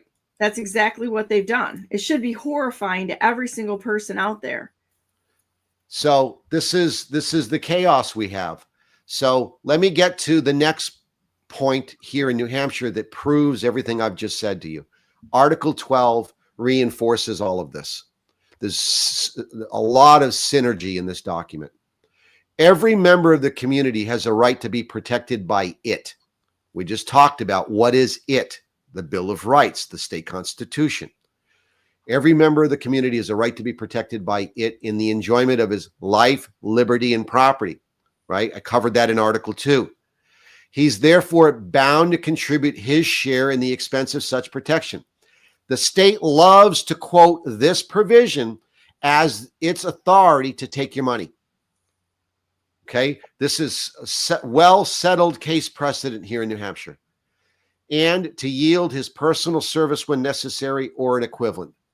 That affects a variety of things. Personal service is militia, petit jury and grand jury, and or serving in public capacity, serving in public office, okay?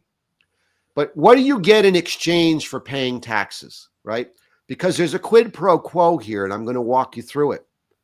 But no part of a man's property shall be taken from him or applied to public uses. That's right. Take money from you for public purposes, applied to public uses, without his own consent or that of the representative body of the people. Now, they're not talking about the legislature, and I'm going to prove it to you in a moment.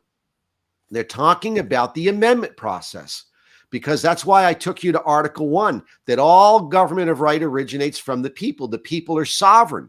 If the people are not sovereign, they had no authority to write this document, okay? Because the people created this document and not the king.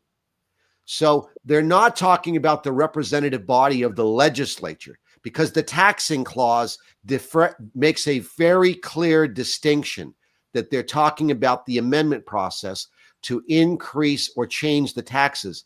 And history shows us this has been done 5 additional times to increase the base by which the legislature can tax the citizens of the state. 1 is the timber tax, 2 is a inheritance tax, and so on. But it becomes even more powerful when you read the next clause. Nor are the inhabitants of this state. Well, who are the inhabitants? They're not just people who live here. The state constitution defines inhabitants as those people within the state who are citizens who are qualified to vote and to run or hold public office. There's actually a constitutional definition. It says, and every person qualified to elect or be elected into office shall be considered an inhabitant. There you go. So the Constitution defines, and our state Supreme Court on multiple occasions has reaffirmed the Constitution and stated the same that I'm saying to you now, that an inhabitant is someone that possesses political rights. But I'll start over. Nor the inhabitants of the state controllable by any other laws than those which they, who? The inhabitants. It's the same sentence. There's no comma here. It's all one sentence. Nor are the inhabitants of the state controllable by any other laws than those which they or their representative body, that would be them authorizing an amendment to the laws of the land, have given their consent. There you go. So what are they saying here? This is what you get in exchange for paying taxes. Quid pro quo, right there. The basis of contract law is offer, acceptance, and consideration. I just laid it out for you. I think. Any questions? I'm still processing all this. There's a lot of information real quick, but It is. it's what's really amazing is when you said something about taking money from you for public use. That's going on all the time. We have that right here where they're basically putting in stuff for sewers and water for developers to have the advantage over, and requiring the houses that this is going in front of to pay $40,000 to $80,000 for an improvement that has no benefit to their house. If we don't fix this, America is already bankrupt and we will collapse. We're on the verge. Let's see what happens with the BRICS meeting coming up, where the United States is likely to lose its status as the Federal Reserve note as the global standard of commerce. It has to, because we are bankrupt. All of our municipalities are bankrupt. Our counties are bankrupt. The states are doing a little better, but it's all based on that federal money, and they know how to move things from one area to another to have plausible deniability of their criminality. No, you're absolutely right. So I'm going to go back to, I told you that I would prove to you that they were talking about the consent of the people versus the representatives in the legislature. So back to the taxing clause. No subsidy, charge, taxed, impost, or duty shall be established, fixed, laid, or levied under any pretext whatsoever without the consent of the people, comma, or their representatives in the legislature, comma, or authority derived from that body. Now I'm going to back up and go 1, 2, 3. I just named 3 people, 3 entities: the people themselves, the elected representatives in the legislature, and the authority derived from the Constitution given to the legislature. So here we are a Dillon rule state. All our municipalities are defined as, all our municipalities are established and created as corporate bodies corporate to create political subdivisions of the state. And the reason they do this is that in order for the municipalities and counties to do the business of the people, they create legal fictions called municipalities or bodies corporate. And in order to do 3 things: to hold real estate, to be able to collect tax revenue on behalf, to carry out the duties of the Constitution, and to sue and be sued. In other words, when they do it inappropriately, or in order to sue and in order to recover the tax revenue that they are authorized to do so under the state constitution. So the authority derived from the body, that's what they're talking about. The Constitution, Part 2, Article 5 of our state constitution is the authority of my state legislature to tax. And it can tax your estate. It can tax your property to do those things that the Constitution gave the legislature the ability to delegate to the towns, the political subdivisions of the state. Now, or their representatives in the legislature is number 2. Their capacity is to only exercise the taxing clause that's in the Constitution, property, the estates of the people. And then finally, back to the very first item, without the consent of the people is first, and it's not by accident. It's by design, because the people must first approve that. And this is where the representatives in the legislature can amend or can propose amendments to the voters to expand their taxing power. And they've done so. So in the last 200 some odd years, they've done that very thing. They have sought the consent of the voters to expand their taxing power.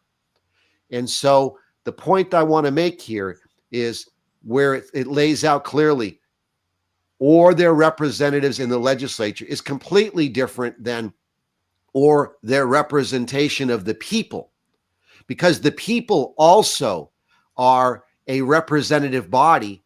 They are sovereign and they are the authors of the law of the land. And the last sentence of our state constitution is very powerful. That summarizes all of this. And let me scroll to it quickly. Hang on. Almost there. Almost there. and it's not an accident that this is the very last sentence, provided that no alteration shall be made in this Constitution before the same shall be laid before the towns and unincorporated places, approved by 2/3 of the qualified voters present and voting upon the question, not multiple questions, but the question. So it's not an accident that the first sentence in the state constitution that all government of right, not some, but all government of right, originates from the people and is founded in their consent. So that's the summary. That's the summary. And I can reinforce that. I'm going to take a question from you, and I'm going to read you a case precedent in 1882 that reaffirms everything I just told you. Just keep going. All right. So 1882, there's a famous case here in New Hampshire called Worcester v. Plymouth. Even though it's horse and buggy, there's a roadway through a mountain town. At the base of the White Mountains, we have a town called Plymouth, New Hampshire. One of our big universities is there. And so a citizen was injured on the roadway, and there was the public works were negligent. They left the roadway in disrepair. Someone got hurt and they filed suit. So the state tries to invoke trial by jury. So this case is fundamentally about a trial by jury, but because it talks about one of your fundamental rights, it touches upon all of your rights, and it lays out everything I just shared with you and your audience. And so give me a second. Worcester v. Plymouth. 1, historically and constitutionally, jury trial is a remedial protection of substantive rights. But of whose and what rights and against whom is it a protection? Remember, I used that word protection? It is a trial by the country, by the fellow subject and peers. It has been steadily regarded by the earliest judicial history in England as the greatest safeguard of our lives, liberty, and property. There's that language again, of the subject and against the abuses of arbitrary power, as well as against undue excitements of popular feeling. And that's profound as well, because this is why our documents were written this way, because they didn't want the ability to change the laws of the land willy-nilly because of popular sentiment that has been swayed or modified. And as we've witnessed happen repeatedly since these documents have been written. So to continue, it has been steadily regarded from the earliest judicial history in England as the greatest safeguard of the lives and liberty and property, and against the subject and abuses of arbitrary power, as well as against undue excitements of popular feeling. In our country, and that it's calling New Hampshire a country. Important note, because our states are countries, they are sovereign, and other than the power they've delegated to the federal government, but we don't think of them that way by design. We think of the states as counties of the federal government, because in order to operate this national central democracy from DC, they've had to change the language. They've had to dumb down the society in order to operate in such a manner. But to continue, in our country, almost from its earliest settlement, the trial by jury was claimed by the people as a birthright of Englishmen and as the most valuable rights of free men. Jury trial was established right of British subjects long before the earliest settlement of this state, and it cites the case. I'm going to skip forward. I'm going to move to the next paragraph. The fundamental articles of the absolute rights of every Englishman, usually called their liberties, were asserted in the Great Charter of Liberties, frequently affirmed by Parliament. This takes us back to the Petition of Right and the Bill of Rights in England. So I'll start over.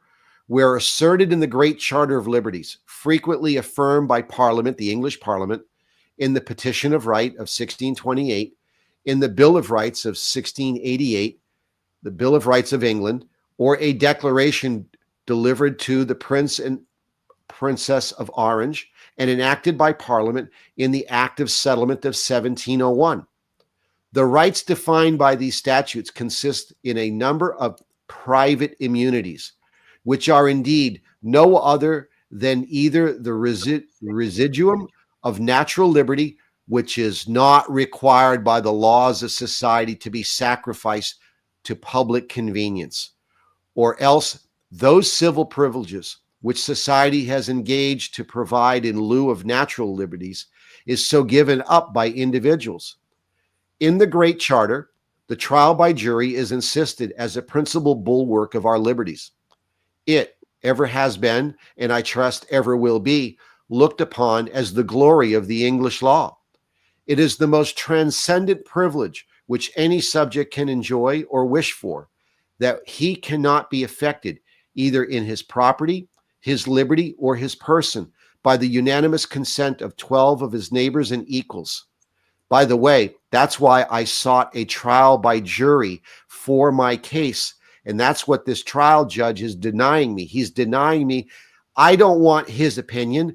I want a jury of my peers to decide the modifications to our election law were in fact constitutional. Because if the jury finds that the allegations that I've levied against my bad faith state actors is in fact true, they lose their voting privileges. They lose their ability to hold public office. So that's why this case is so important. But I'll continue. A constitution that may venture to affirm has under providence secured the just liberties of this nation for a long succession of ages. The trial by jury is, quote, that trial by peers of every Englishman as the grand bulwark of his liberties, and is secured to him by the Great Charter. The liberties of England cannot be a subsist so long as this palladium remains sacred and inviolate. Its entire legal significance is the immunity which every subject finds in his property, liberty, and person, in the unanimous verdict of 12 of his neighbors and equals. That would be in the criminal prosecution. The defense of public rights of the sovereign and the government is no part of the protection which this constitutional bulwark was intended to afford. To continue, I'm going to skip over this to make the constitutional point to wrap this up. Our state constitution, that trial by jury, is secured in Article 15 of the Bill of Rights, which really makes the whole point here.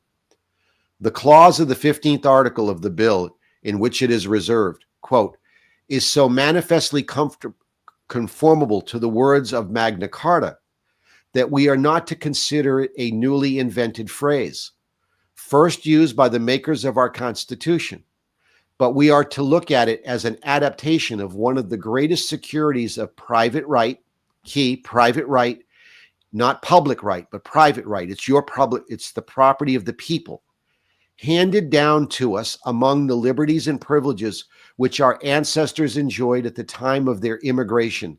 They're referring to their immigration to the United States, and to claim to hold and retain as their birthright.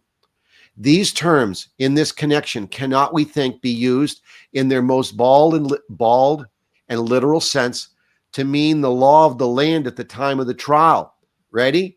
Because the laws may be shaped and altered by the legislature from time to time, and such a provision intended to prohibit the making of any law impairing the ancient rights and liberties of the subject. Isn't that what they're doing now? It's exactly what they're doing right now. They're warning us.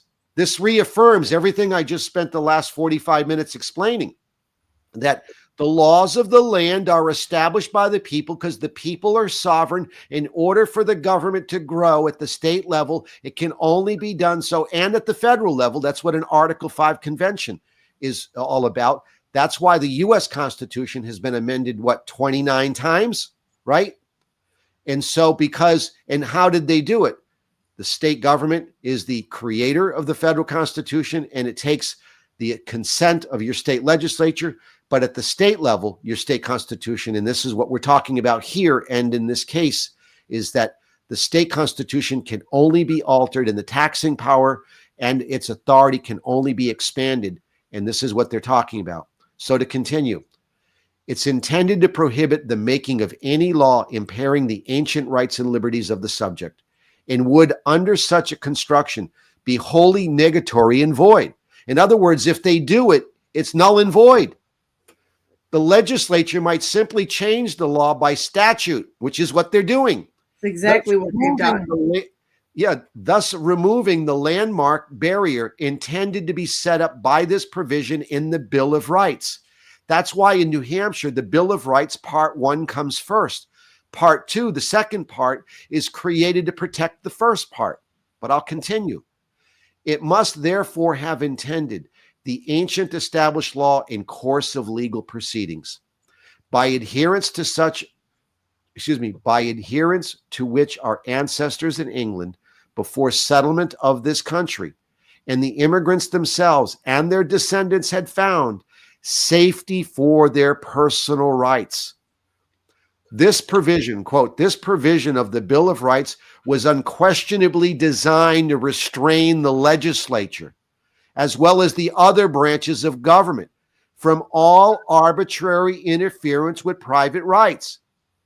It was adopted from Magna Carta, and it was justly considered by our forefathers long before the formation of our Constitution. They're talking about our state constitution here, because it came first, as constituting the most efficient security of their rights and liberties. And then it talks about Mason's argument, who argued a famous case of Dartmouth College versus Woodward. It goes all the way to the U.S. Supreme Court. It's a landmark case. The object of the clause in our Bill of Rights seems always to have been intended in this state to be the protection of private rights, not public rights, that the government can, that these judges can. This is what these, the Second Amendment case, that the landmark decision in the Bruin-Heller case is all about, right? That you must look at original intent, and that these are private rights, not public rights, because the Heller-Bruin decision abolished means-ends scrutiny. Do you understand what means-ends scrutiny is, Donna? Please explain. Means-ends scrutiny is a balancing test where they apply strict scrutiny, intermediate scrutiny, or a lesser means of scrutiny in order to put a balancing test where these judges for the last 100 years have, for example, Second Amendment, have looked at public policy and public interest and have decided whether you should tolerate infringement upon your rights as being in the public interest, and therefore allowing rogue legislatures from restricting your rights on behalf of public policy. That's what they're talking about. They're saying no. That's what that case settled, that means ends scrutiny can no longer, because see, the Heller-Bruin decision doesn't just talk about the Second Amendment. It talks about the First Amendment, freedom of speech, the freedom of religion, the freedom from establishment of religion, which is what they're doing with our schools today, by the way. But to continue, and the Confrontation Clause, right? All of these things, the Supreme Court said, hey, why do we treat the Second Amendment by applying means-end scrutiny to justify why the state governments should violate your Second Amendment rights? And so it struck down that tool. So now it applies to all of your federally protected rights. I've invoked this in my case as applying here in the state as well, so that it would be used as precedent when we move forward. But let me close with this final provision. This is the next paragraph. The division of the Constitution into two parts, like I said, Part 1, the Bill of Rights, which comes first, and Part 2, the form of government. The division of the Constitution into two parts was not made without a purpose, and the name of each part is not without significance. The first is a Bill of Rights. The second is a form of government. The second is, in general, a grant of powers made by the people, quote, to magistrates and officers of government. Remember, they are our public servants. They are not our leaders. They are not the dukes and earls of our state governments. We call them public functionaries because they have a function with a job description, and that's probably where we have the biggest problem is they don't follow a job description anymore. They go in and they're like, okay, I'm in office, I can do whatever I want. That's right, because you voted for them on party platform. Yeah, because the parties install them, and so they think they can do anything that their handlers ask them to do. Absolutely, absolutely. So it goes on to say, who are declared in Part 1, Article 8, our Bill of Rights, to be grantors, agents. The first contains a list of rights not surrendered by the people when they formed themselves into a state. Part 1, the Bill of Rights, Articles 1, 2, and 3, which I shared with you earlier, and Part 2, Article 1, which is the form of government. By the reservation of these, they limited the powers they granted to the second part, the form of government, and exempted themselves to a stipulated extent from the authority of the government they created. In Pennsylvania, the Convention of 1776 made a similar division, and the Bill of Rights being, quote, declared to be part of the Constitution in revision of the 1790 bipartite form and original name of the first part were discarded, and the Bill of Rights was inserted as Article 9 of the Constitution of Pennsylvania. It's the last section of the article. The people of the Commonwealth of Pennsylvania say, quote, to guard against transgression of the high powers which we have delegated, we declare that everything in this article is accepted out of the general powers of government. This declaration did not give the article a new legal character. In 1776, this title was a Declaration of the Rights of the Inhabitants of the State of Pennsylvania. Under any name, in any part of the organic law, it is a reservation. To insert it in the clause expressly declaring it to be a list of rights reserved or accepted would be superfluous as to stipulate that a jury shall consist of 12 men or that their verdict shall be unanimous. There you go. Did I just not prove my point? And then I'm using the Supreme Court of New Hampshire before it was corrupted in 1883, making my point.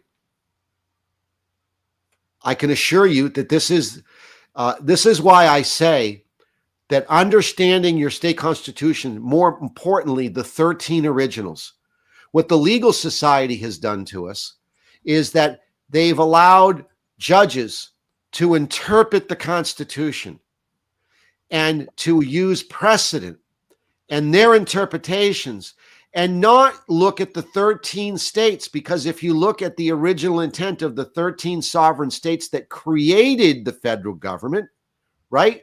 Because it was the 13 originals. Everyone else is a derivative because of the Northwest Ordinance. All of the other states in the Union are derivatives of the federal government, not the creator of. Now you understand why the original 13 are so important and why New Hampshire's was so important, because it was the first and the last. New Hampshire was the first of the 13 colonies. The delegates to the Continental Congress, to the Continental Congress was they gave them or directed them and suggested to them that they should write the first written constitution of all the 13 colonies, because that's what they were. And New Hampshire did so on January 5th, 1776. It was a very defective document, but it went first.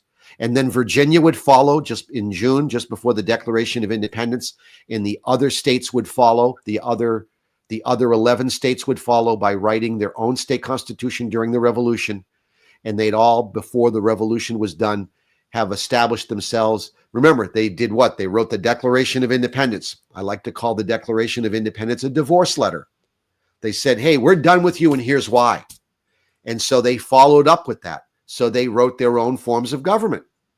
And so reading those and understanding those is paramount, because once you do that, there's no confusion as to what the U.S. Constitution means. But they don't use that tool, do they? At all. Not at all. And that's why I have a unique understanding of all of this, because I started with the 1100 Charter of Liberties, Remember, I shared with you this before.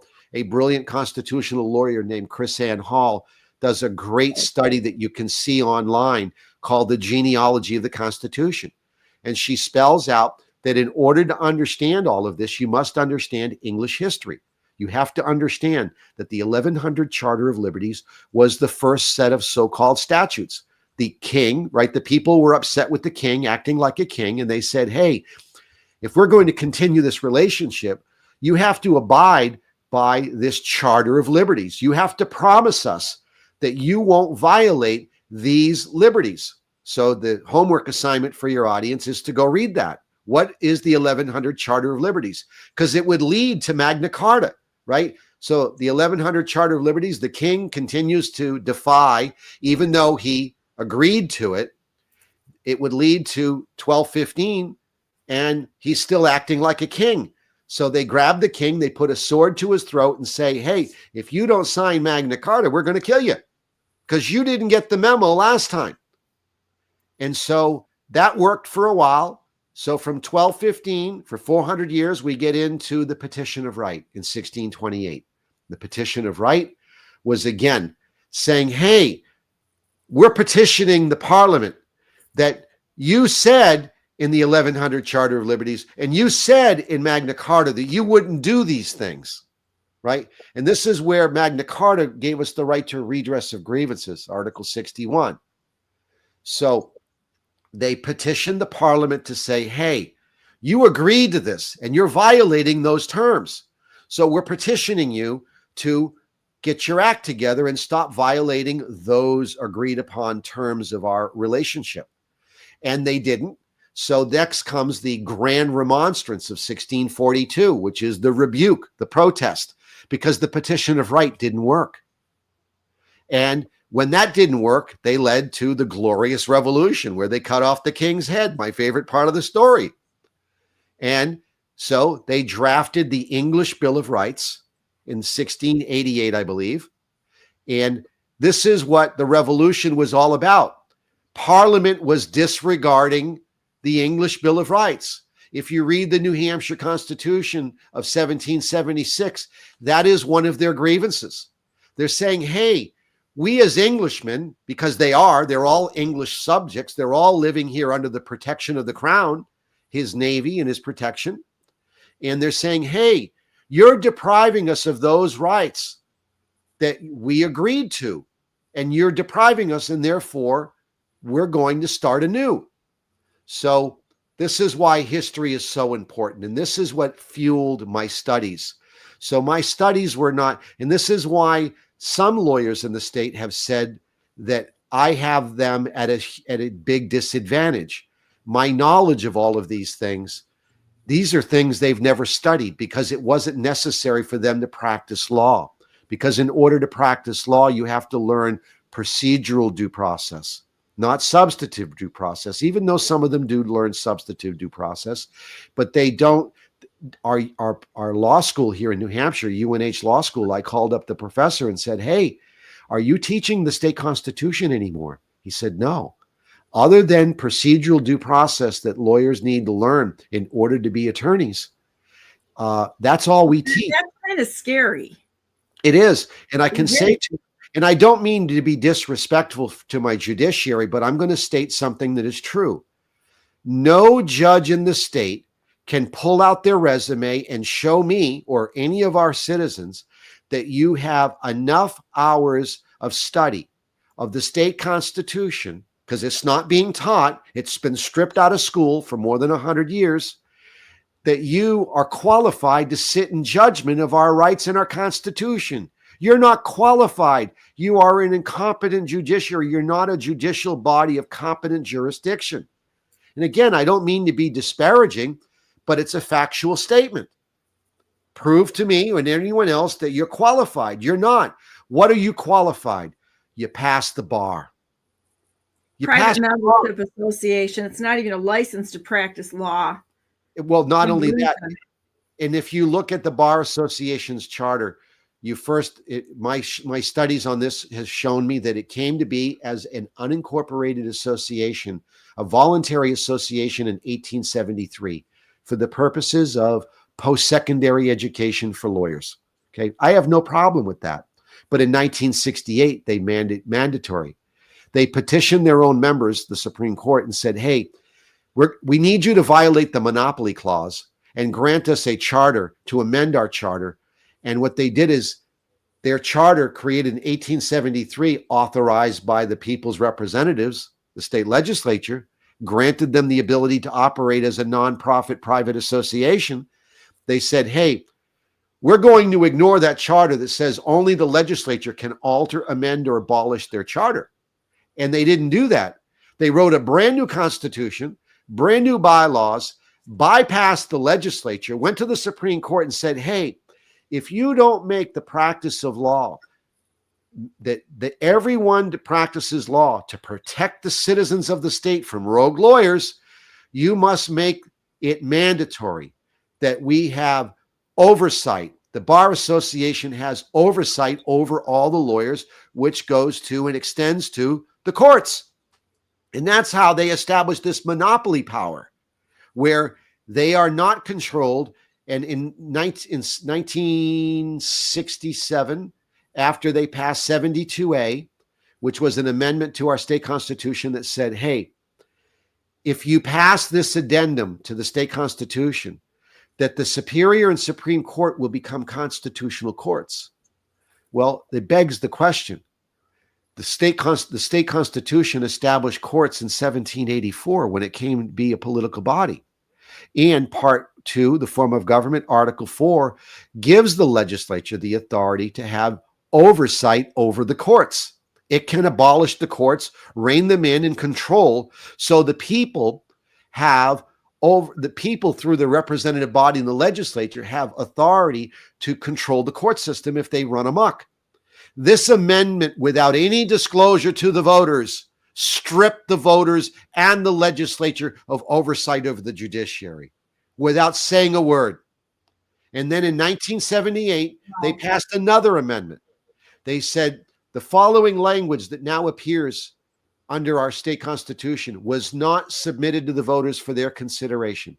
Quote, the rules so proclamated by the Supreme Court, the rules so proclamated shall have the full force and effect of law. In other words, right? But here was the question. God's anointed is what it sounds like to me. Well, absolutely. And here's the book. That language wasn't in the voter's guide. The voters, and here's the other rub. That authority was statutorily already existed from the year 1791. The legislature had already established that under common law, that the common law practice of understanding the English common law and the rules of the legal system well understood by lawyers and the legal society. And it was passed from generation to the next.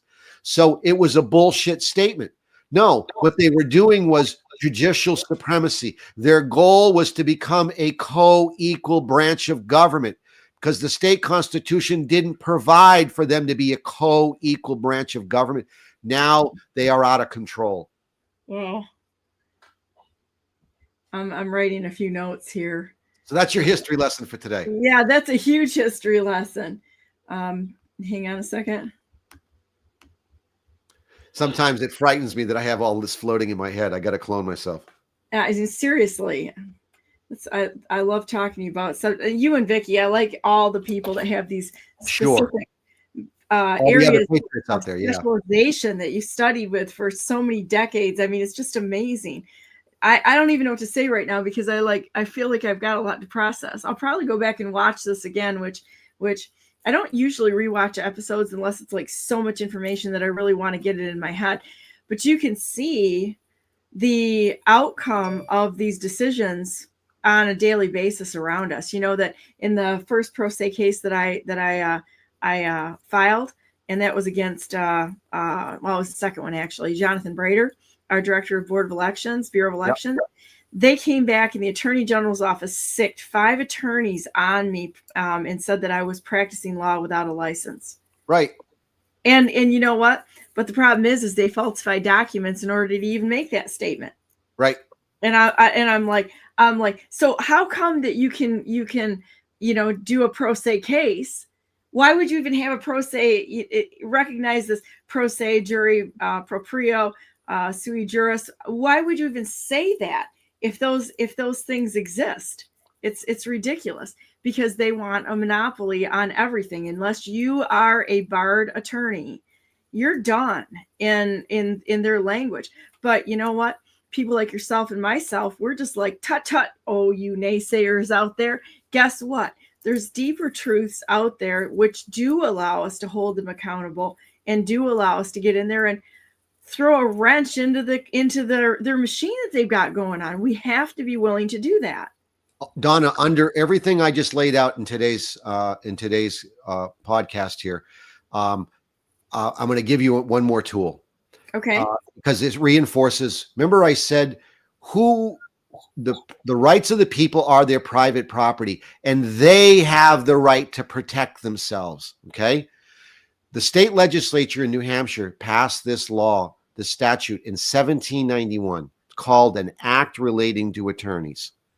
Quote, that the plaintiff or defendant in any cause, prosecution, or suit, being a citizen of this state, may appear, plead, pursue, or defend in his proper person, or by such other citizen of this state, being of good reputable character and behavior, as he may engage and employ, whether the person so employed be admitted as an attorney at law or not.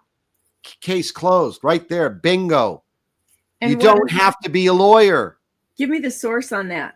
That is the statutes on page 100 to 101 of the 1805 law. I found this. Google has copied all of our original publications. Every 10 years, New Hampshire would republish its constitution and the statutes written pursuant thereof.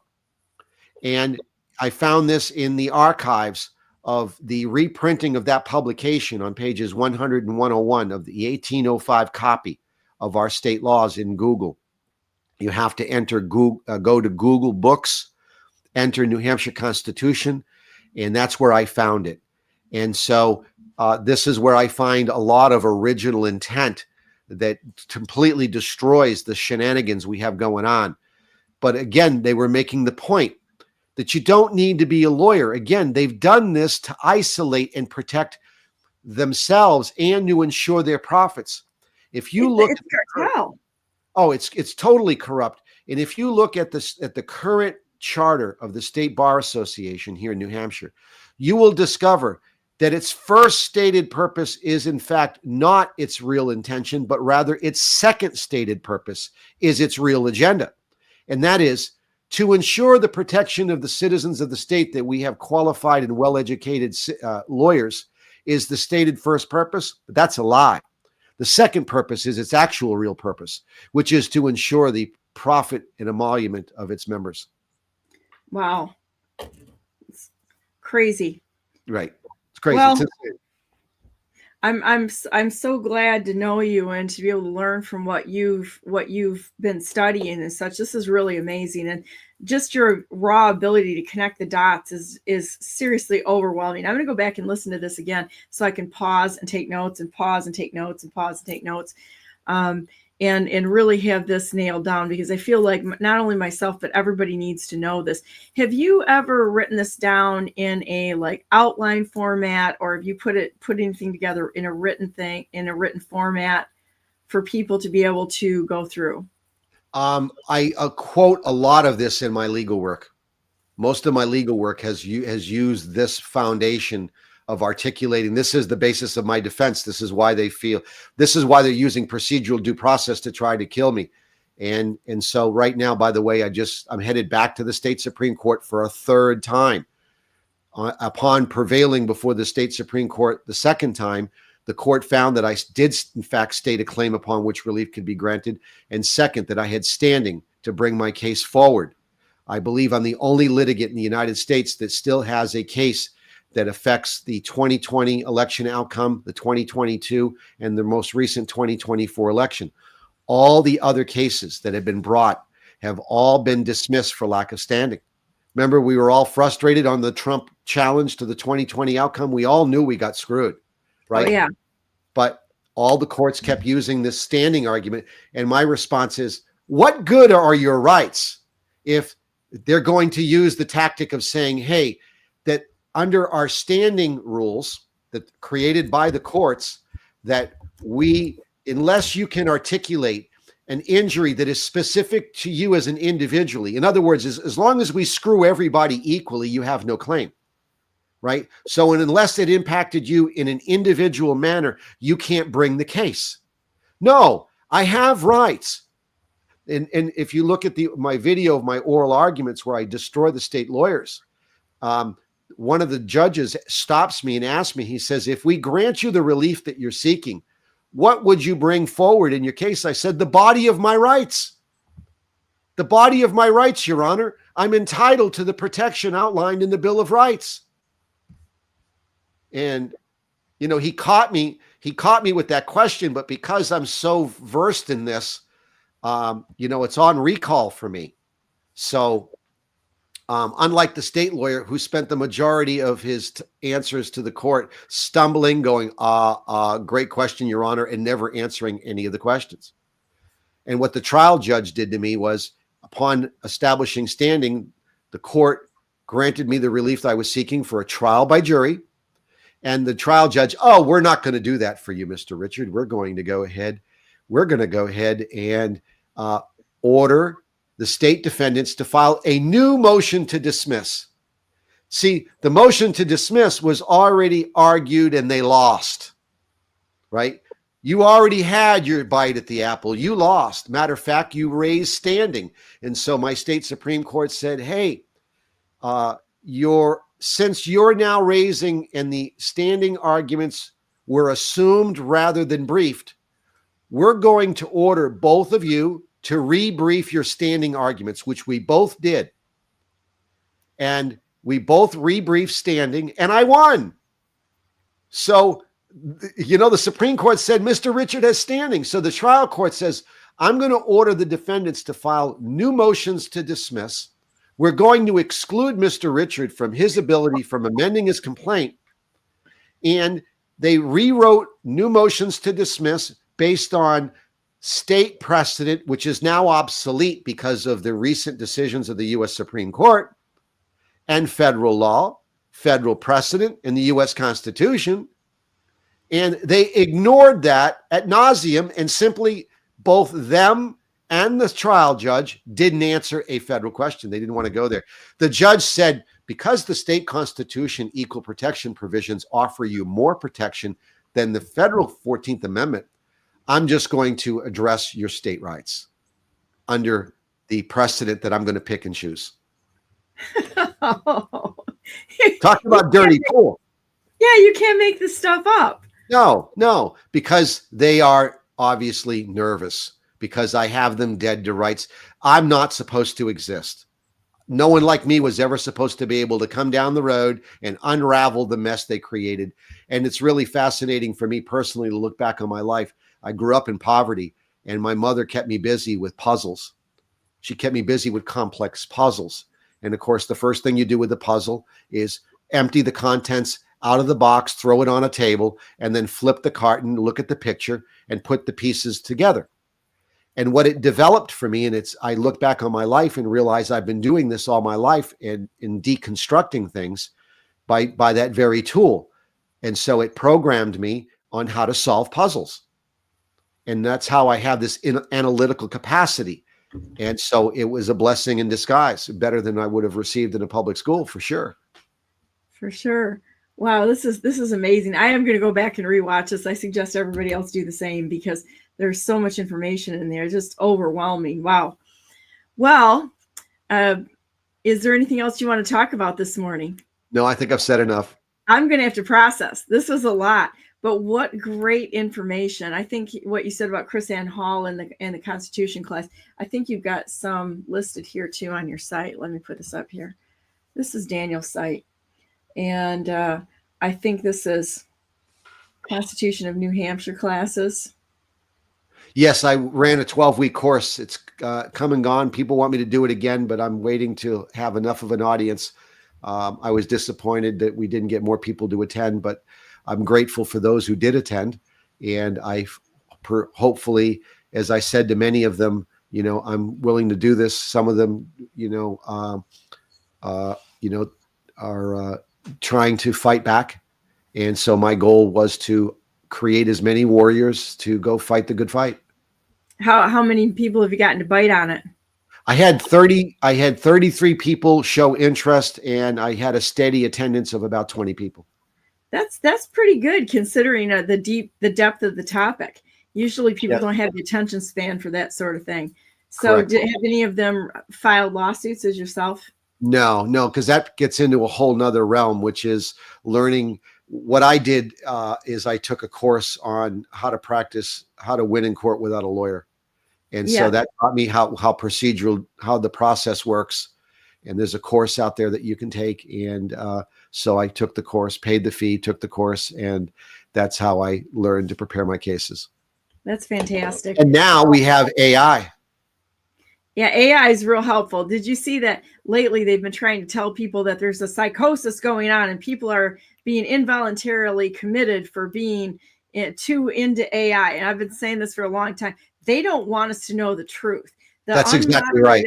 The unmoderated AI models will tell you the truth. If you're listening to some of them that are moderated, of course, they're going to skew the answers. However, you can go to Llama or some of the other models that are out there and run a local AI, and you will, in fact, find the truth that they're trying to hide.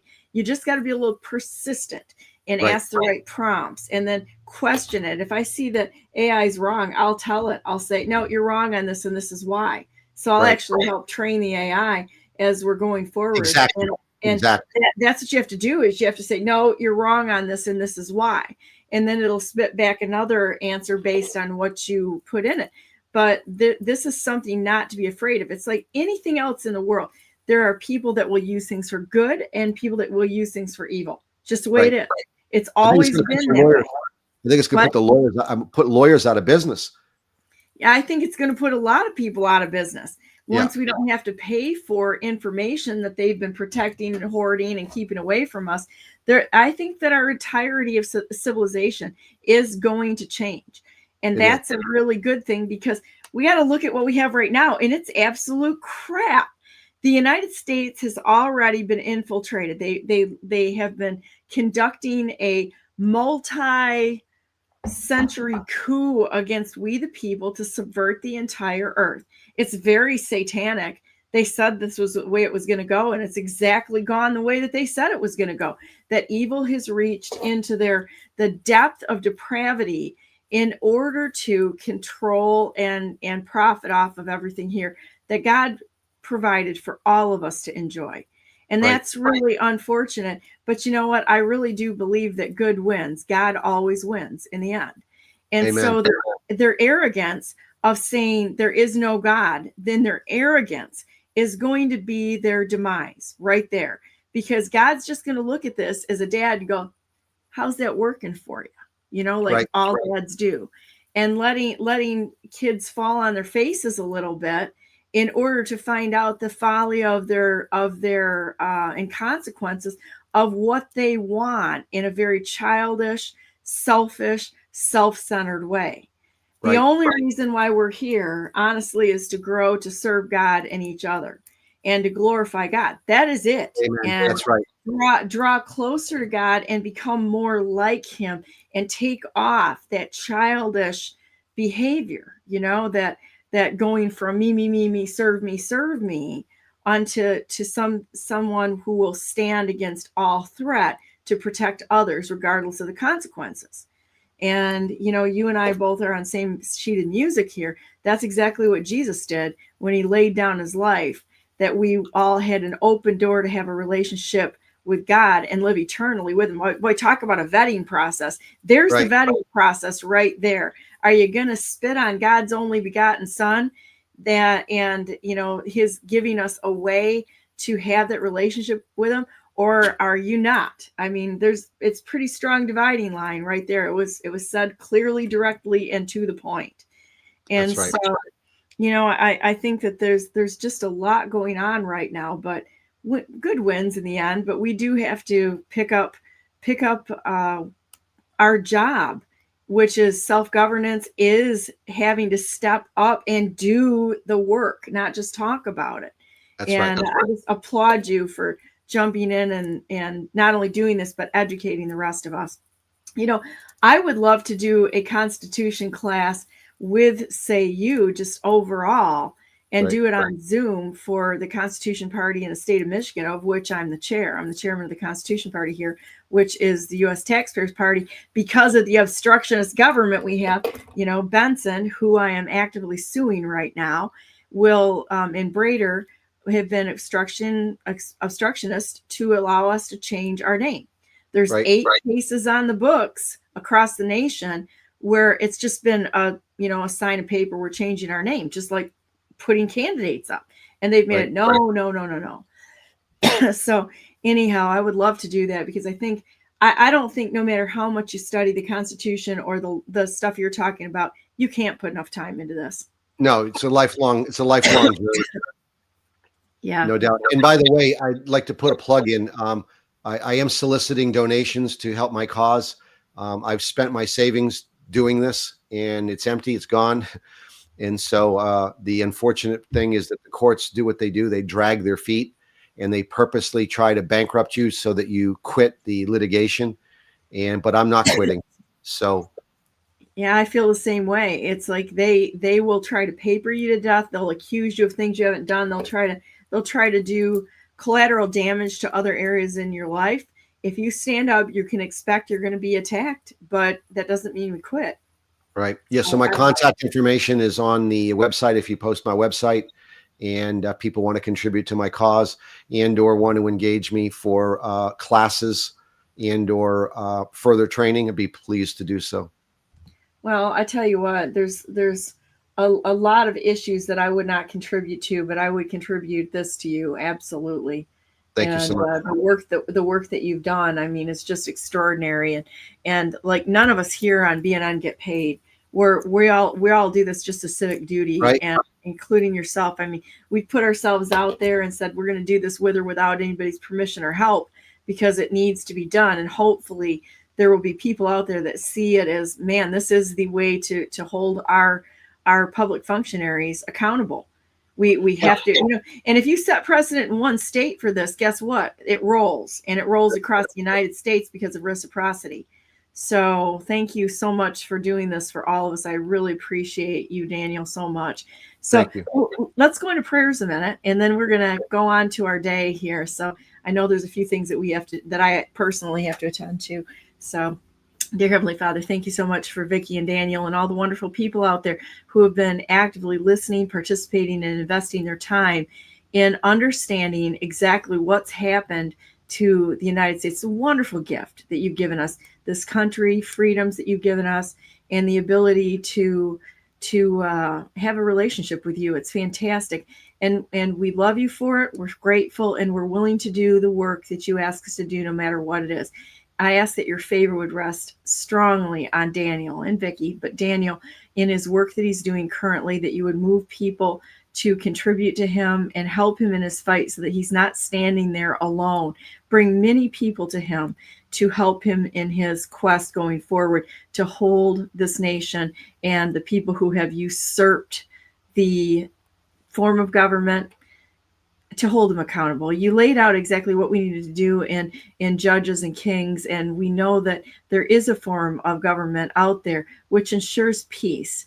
Peace is the goal, to live with peace with each other, in our love for each other, to reach out to each other, to take care of each other as brothers and sisters should do, and to serve you in all things. We're thankful for a relationship we can have with you through our Lord and Savior, Jesus Christ. And I ask you to be blessed by our behavior today, that you would know that we love you above all things. We love you, we will serve you, and we will go on any path you ask us to go on, regardless of the consequences, knowing that your plan is always the best plan. There is a plan, and we trust the plan, and the plan is your plan. In Jesus Christ's precious name we pray. Amen. Amen. Thank you. Here Great. we go. Boys and girls, this is where we go to ding, ding, ding, ding, go to down in Brandenburg for BrandenburgForGovernor.com, because I'm the best non-conceder who's ever non-conceded in the history of the United States of America. And I'd like to have a discussion with the rightful president of the United States, President Donald J. Trump, about this wearing cowboy boots. I wear them better because I wear them every day. And then we talk about real stuff. So with that said, though, we have a lot of choices to make going forward. And either we're in the game to be in a national inquirer mindset, looking at all these stupid firefly things that grab our attention, or to get in and do the real work, which is the fundamental law of the United States of America, starting with the founding documents, the original intent, etc., etc., etc.